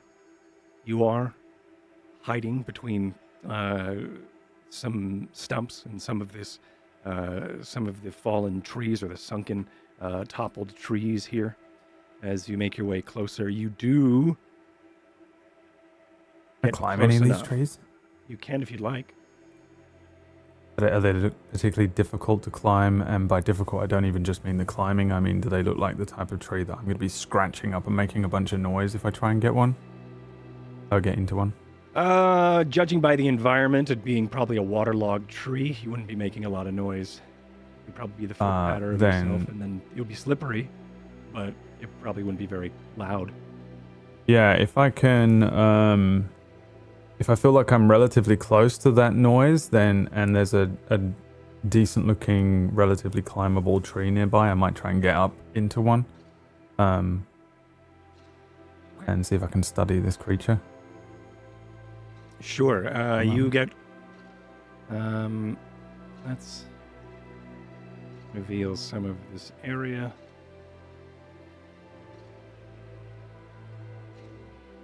This is its back. We're just on its You're just back on it. Yeah, right we're now. already on it, 100%. Yeah. Yeah. You're just on its back. We're in its eyeball. There's no avoiding. We are the little things. You know, sometimes you see the stuff on your eye moving around when you look into the light. Yeah, We're that to it right now. yeah, that's it. You're the floaty things that you can't quite look at. Yeah. Yeah, so you're able to make, I think you were able to, you can just choose one of these trees if you like and squat up I in can't it. It's actually really up to you. You move can't my move token. your token. Oh my Yeah. gosh. We're also going to run into a bunch of problems in a minute, aren't we, Myth, when you think about it? But it's okay. We'll deal with it then. No, we're not. Okay, nice. No, we're not. Legendary GM Uh-huh. of pure fear, chaos, death, and eye floaties, Mythomatic. And can you do it now? I cannot. Okay, not you. Okay, but Ty can, right? And I guess, in fact, I'm further away from them. I can pick this one, maybe? Varsha, can you move 'Cause I- your token? Assume Yeah. Varsha probably wandered off this way or something, and then I'll go, the other way, a And bit there- further out. There are 2 jets. Jet, can you move I- your token? I can move my token. However, Yeah, I can. Hey, what's looking the at the jet? map and looking hard at the map, are those giant tarantula-looking things actually giant tarantulas, or are they just trees? Are they actually? No, those are trees. Those are just knotted, gross. Definitely trees. going to turn into. They're definitely they look like trees, and I climb into one, and its leg is going to move, and the branch is going to curl in like a thing, and that's Yep. horrific. Yep, that's it. Okay, And then you I'm get going to bitten, stay with instant Smith. poison again.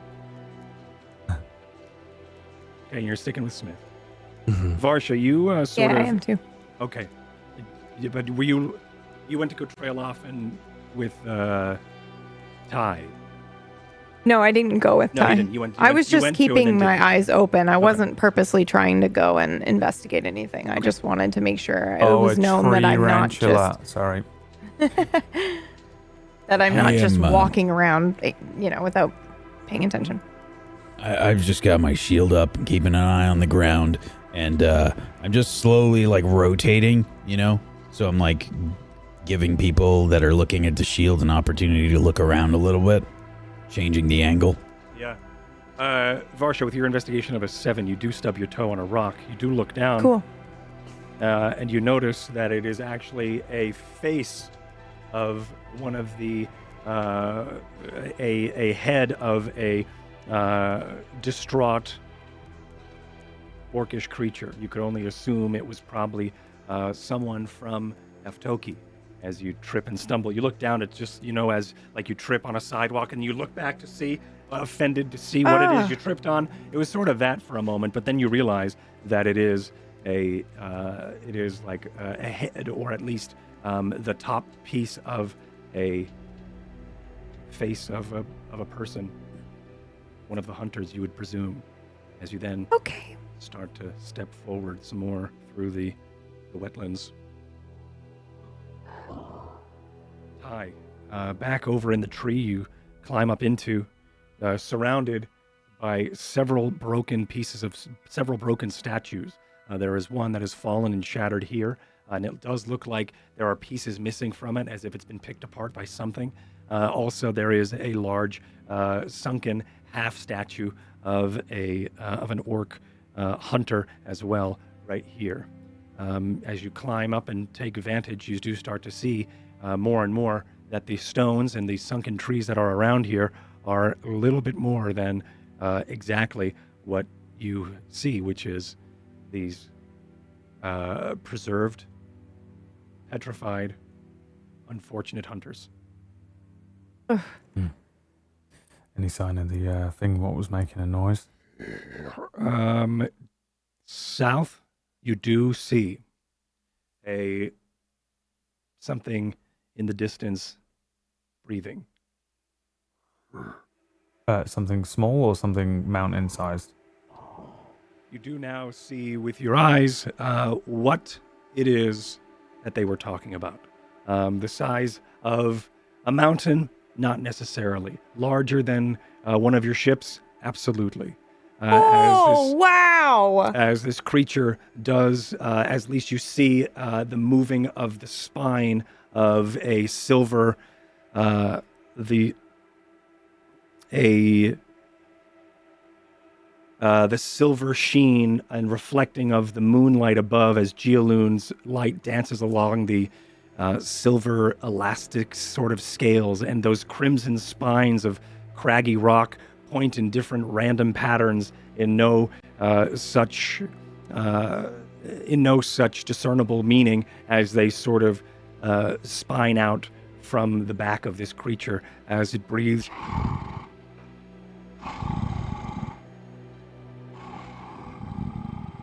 Doesn't seem to notice you. I need, as you do start to observe the area, there is ripples in the still pools near it. You do start to see what looks like to be, I could only really describe it as a cat-sized lizards as they are trying to swim. Their arms are back. There are several pairs of arms, as 6 of them are. Hey, don't be too excited. We're going to blow them all up. Yeah, this is going to be awful. It's going to be like that scene in Jurassic Park with all the little cat-sized thing, the compies jump over the guy and eat him into little bits. You see 6 sets of legs as they, 4 sets of legs as they are rigid to their side as these creatures sort of spine swim through the still pool closest to this large breathing creature. You do notice that some of these eggs are hatched, and some of these smaller basilisks are sort of writhing in the pools nearby as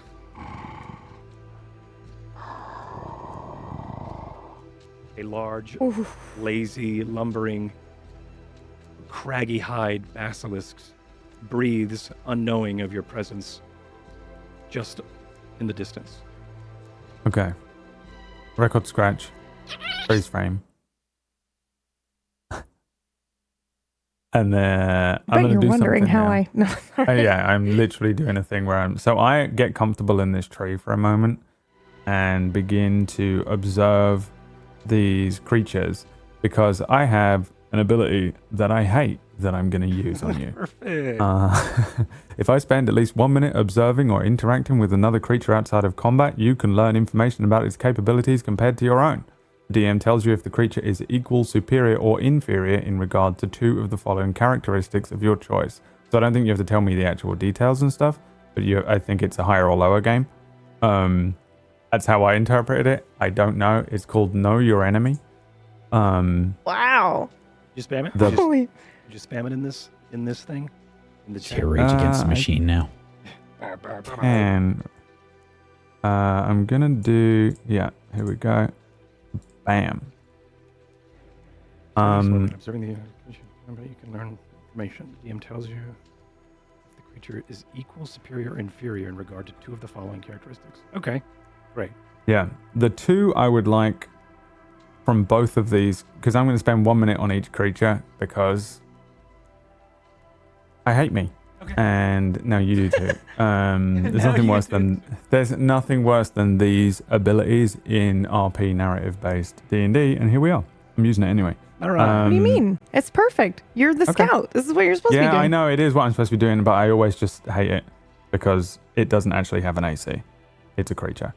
No, we don't have AC in real life. But we do, but we don't. But it doesn't matter. I'll figure it out. I want to know if the little creatures... But it could have scales. It could have a exposed underbelly. Yeah, I know how to interpret it. I just always feel... I'm just letting you know that I hate it. And it's a bad thing. But now I'm on the other side of it, and I'm not GMing. I want to use it. Because I want my cake and to eat it. So I'll go with the little ones first because they're like moving around. I'm scared that they're going to rush at us or something. Whether their AC is higher or lower or equal to mine, and their hit points are higher or lower or equal to mine. My AC is 15 and my HP is 33. Or however you want to do this, by the way. If you want to do something better than this, I just assumed higher or lower is the game they want to play. Yeah. You tell me. I don't care how this happens. As you And what I like doing is figuring out the narrative to how you figure this shit out. So as you watch and observe the little creatures, these, as you would assume, probably baby basilisks, you would start to see Eyes that just hanging down from the tree like Spider-Man upside down. yeah, and then record scratch. You're probably wondering how I got here. I'm going to watch these baby basilisks for a minute. And so as you do, you start to see that they are playing and enjoying each other's company. It is cute in a way, but you don't get too distracted as they begin to wriggle around, and much like alligators, they would bite and spin, right? And there are times where I need you to make me, as you're watching though, as you're watching this, I do need you to make me a Constitution saving throw. Oh, good. Yep. But as you watch, you are able to discern from these creatures that, and in their playing, they seem to chomp and bite at each other. Their scales seem to, some don't necessarily react when one is biting another. It is, though, after some time, that you do see that that it takes several of these smaller basilisks, or these smaller basilisk spawns, to bite on one another for them to react. That would indicate for you that their armor class or their skin or whatever it is superior to yours, as you don't think you would be able to withstand a bite like that. And you also would like to know, what was the other one? Their hit points? HP, yeah. And Especially they are. yeah, and as you do start to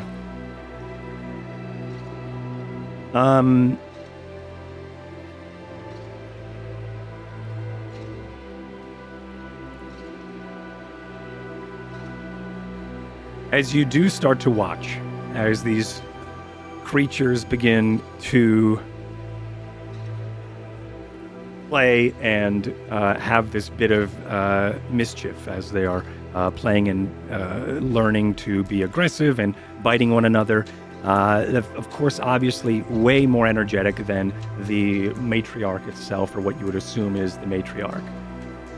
The matriarch does shift, and as she does, a splosh of her claw comes up, and a suction of mud is pooled and filled in with some of the eggs and some of the water of where her claw was. And also some of, or one or two of these small creatures, as the small pool of where her claw was is filled in with some of this water. Of course, coming with it is a struggling runt or a struggling just spawned basilisk. She does place her claw back down, her claw piercing into one of them as it wriggles for a moment and then ceases to move, as she has unfortunately on accident killed one of her spawns, which then to you would indicate that it is inferior to your hit points. Okay. I think I am extremely unaware, unless you tell me I am not, of this con save. Right. About that. I am convinced, first of all, that they have to look me in the eyes and be aware of me there. I'm also convinced that I have to be closer, because I don't, that is just how I've interpreted this. So I'm going to keep looking, and do the same with the larger one, if possible. If I don't immediately turn to fucking stone. Same thing. Same thing, except I want to know if it. I want to know if its AC is higher or lower than mine, and I want to know, but this time I want to know if it's fast. So I want to know if its Dex is higher or lower than mine. My Dex is 18. Okay. This Constitution save, number 1, was to see if you would lose your focus and actually look at them. And so the second one that I will be asking for is whether or not this one will be... I need another con save. This one will be the effects. As you study the large creature, a 10 was rolled. Oh no! The large creature signifies, you would assume, You didn't use your save. You have a 3 on that. It's a 13. Thank you. That's a 13. It is a 13. Thank you. So, as you are able If that to, matters. yeah, as you are able to, well,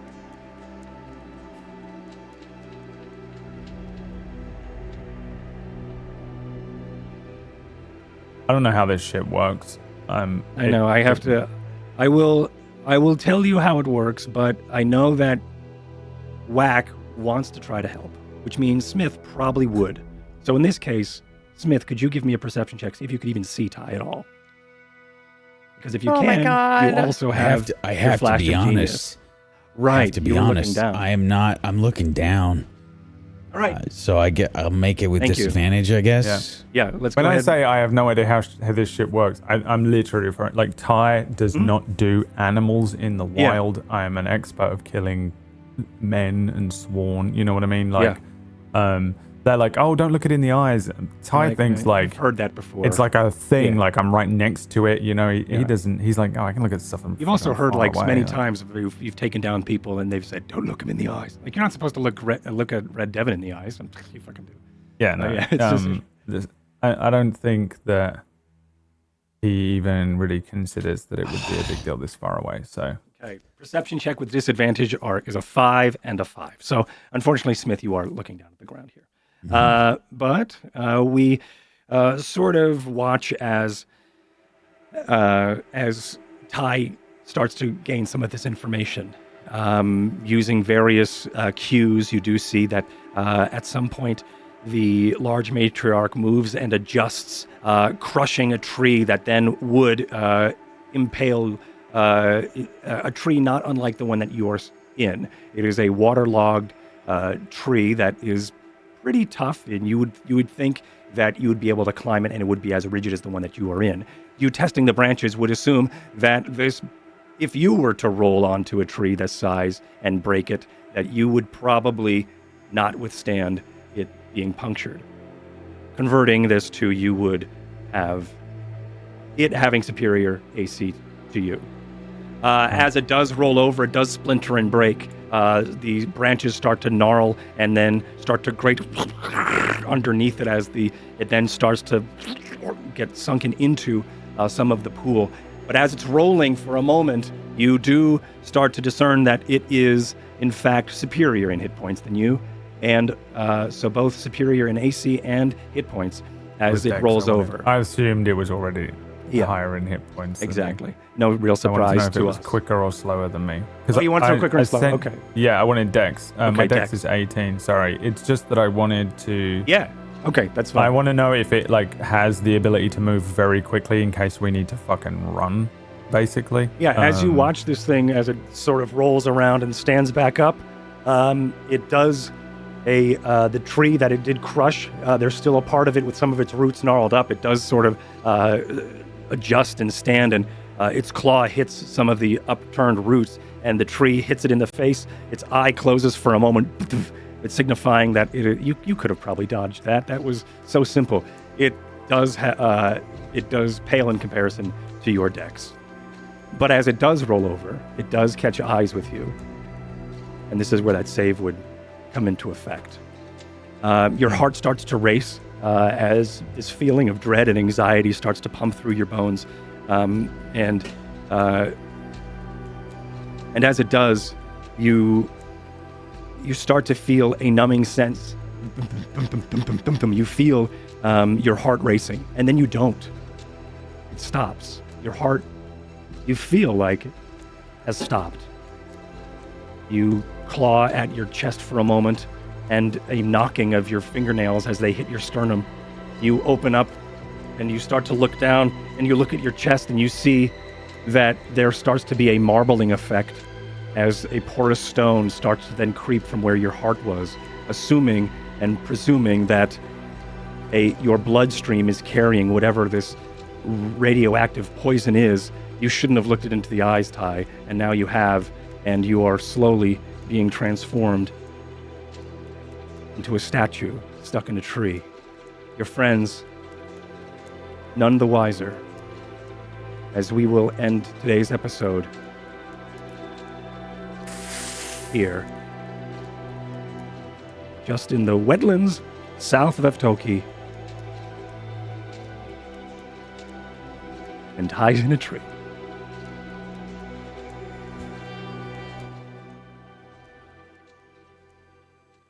Bye, Poisoned Ty. again. It happened again. Oh, no. I hope you're looking forward to another random fucking Let's Go Cure Ty. Let's go Cure Ty adventure. I might just Yeah. not tell you all and just happily turn into stone. You know? Just a new character. strike a Happily nice do it. pose and just become the fucking the statue. They can put we'll kill this thing and then they can put my statue of me in the middle of Evtoki as their like Your hero savior. of ages. We can strap you to the ship as the maidenhead. Ooh. Pigeon, Ooh, the that's pigeons pretty have to good. shit someplace. Wow. Just- Right. It's This like is gonna suck, by the way. I fucking hate petrification. I think that would be a spoiler, but I know that one of our party members in another campaign ripped to this. It sucks. See you next week. Maybe. To see whether or not he rips. maybe to see whether or not we can help Ty stuck in a tree, turning into a rock. That'll be. God That will damn be it. next week. And he disappeared. He just- Personally, I'm glad that he dies to his own slight hubris, that he was convinced no one knew he was Yeah. there, including the creatures, and just lack of information. Like, he's out of his comfort zone.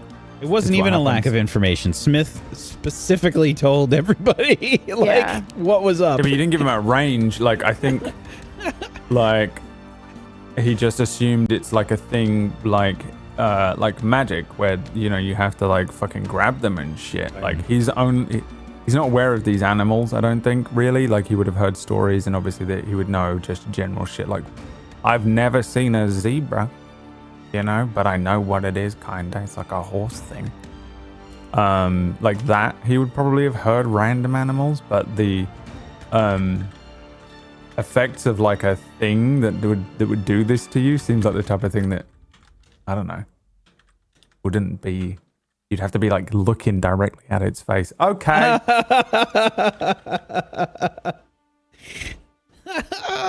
Okay. Mr. Tai, これは何ですか? I'll kill it and then I'll die. That's fine. okay, then I'll. Yeah, I forgot to do that. So a bonus for those who stay for the after party. That's what Ty's looking at. Mm-hmm. Jesus. No, it's looking at me. That's It was a mistake. Let's Yeah. not pretend I'm looking at it. Yeah, well. I really wanted to say clever girl, but it didn't make sense. Clever By the way. Hey, and here we Fuck. are. Yep.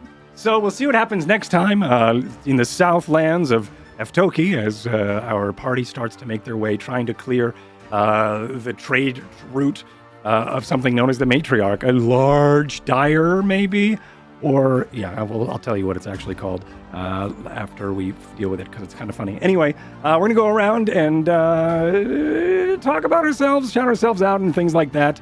I'm awful at this part, so we're gonna pass it off to Anxiety Lee. I'm gonna pass it off over to Meyer. Meyer, save me. Demeter Hello? Maya. I My almost name said is, Dyer Meyer. Daya Maya. My name is Jet, and I was played by Meyer today. And you can find me at twitch.tv/Meyer. Today was fun. If not dire, as we turned a stone in this mire, Just turn me into which is another word for a bog. Oh, yeah, true. Yeah. Yeah, today was a lot of fun. The planning and stuff was like, the episode went really, really fast. It did. Like, it was just like, one thing Yeah. after another thing after another. It did. Even though we were planning. Yeah. And I can't wait to go ahead and see what the heck we have in store in next session, because it's not gonna be easy. gonna be thinking about it for a while, I think. Yeah. But yeah, my name is Meyer. I played Meyer today. My name is Meyer, and I played Jet today. There it is. man. You can find me at twitch.tv/Meyer, where I do a bunch of RP stuff nowadays, including Red Dead Redemption RP. I play a couple characters, which is just so much fun and is taking up all my life. I also play Star Citizen occasionally, and I'm going through the entire Halo series right now for a bit of variety. We're now on Halo 2, and it's a lot of fun. Come check it out. That's me.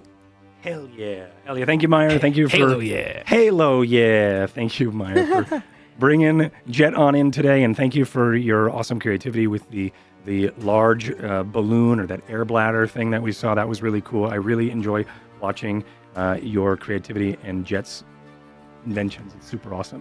That was really fun teamwork as well. Yeah, that was really, really cool. GM something. Yep, It's gonna when? happen. That's It's when? gonna GM happen. power right there. That's it. That was me 2 years ago. So enjoy. And next is Brad. Hello, it's me, Brad. Wow, so can't be bothered to roll a new character up. Yeah. After everything that I went through today before the stream began. Okay.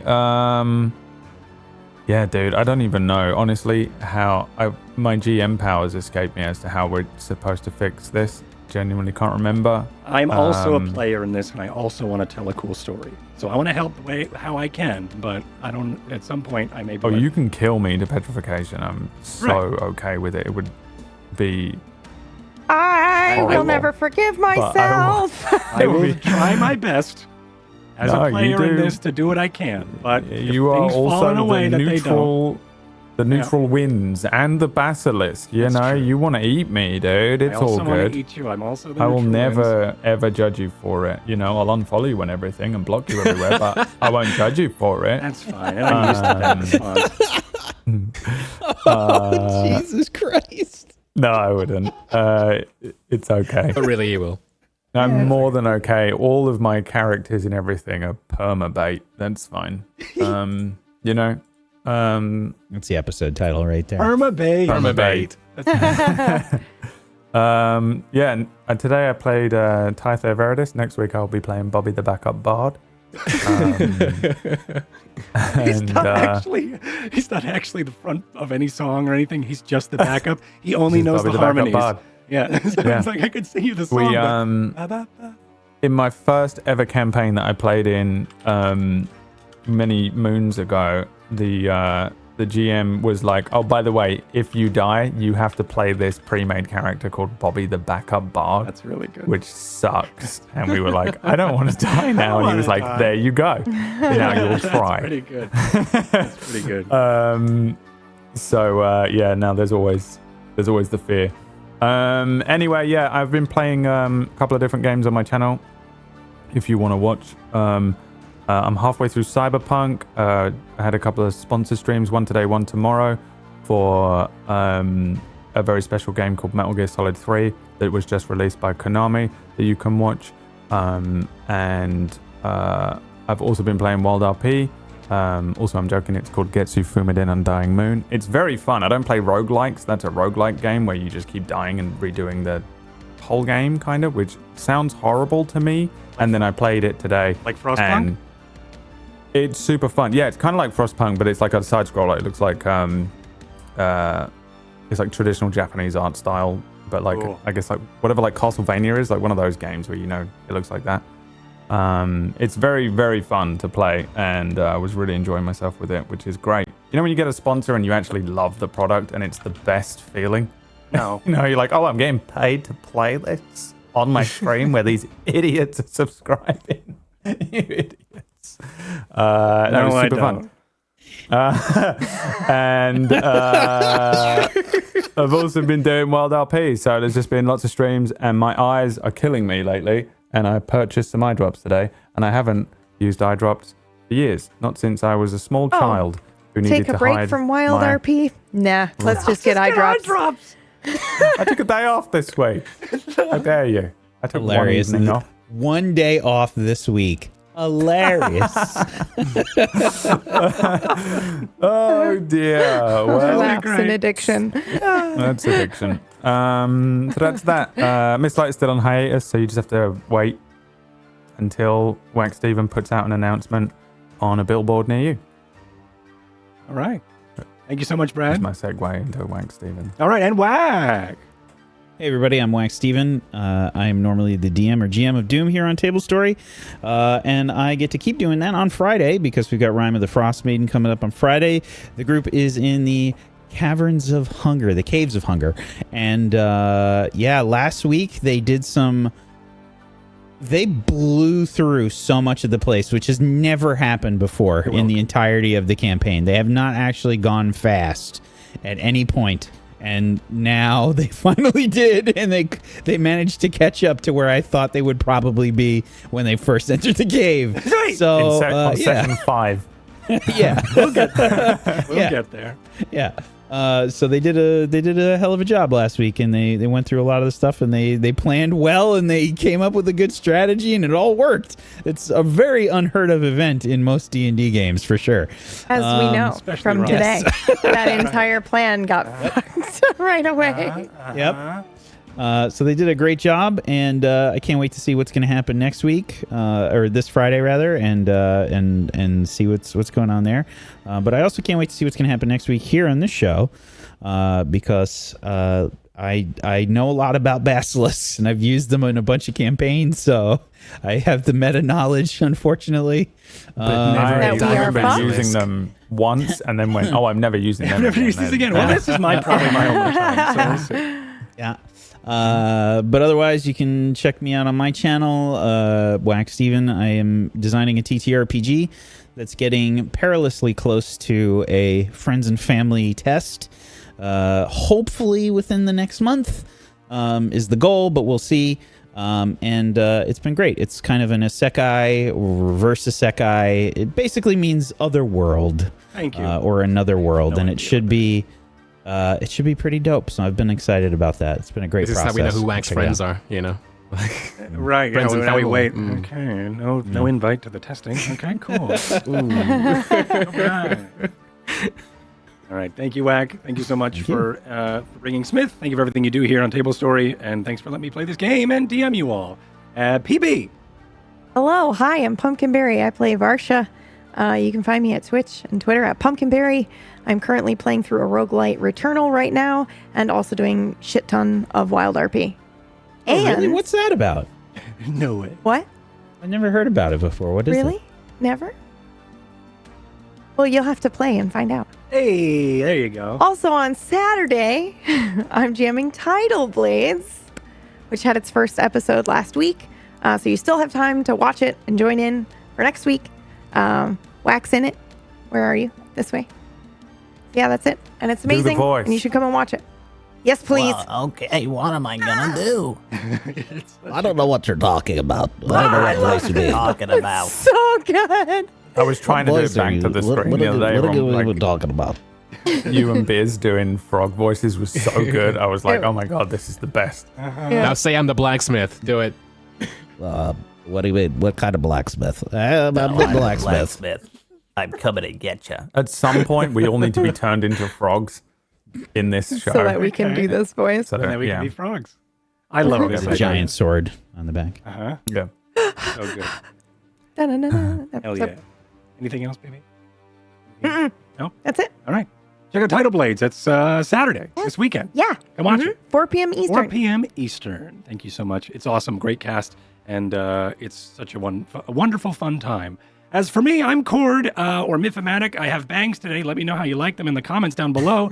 I also do a lot of things, role play and a lot of cinematic, immersive storytelling over on my channel. And I always love talking about role play. So if you want to come and be a nerd with me about storytelling and narrative and performance and blah, blah, blah, that's always available. Check me out on twitter.com/Mythomatic. Also follow me on patreon.com/Spellwind.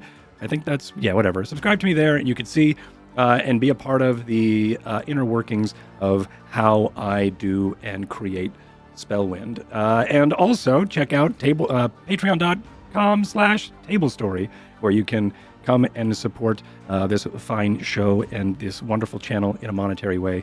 And thank you, everybody who has watched. Thank you, mods. Thank you, those who are watching on YouTube. Thanks for enjoying the show and telling your friends, because that is what keeps us going. We love to perform, and we love to perform to people and new faces. So thanks for bringing them on over here and showing us off to your friends. It really means a lot to us. Thank you, everybody. Be well, and we'll see you all for Rhyme on Friday. Yes? Yes. Good night, everybody. Be well. Bye-bye. My buttons aren't working. Wait for the drop. Push them harder. Bye. It's coming. Soon.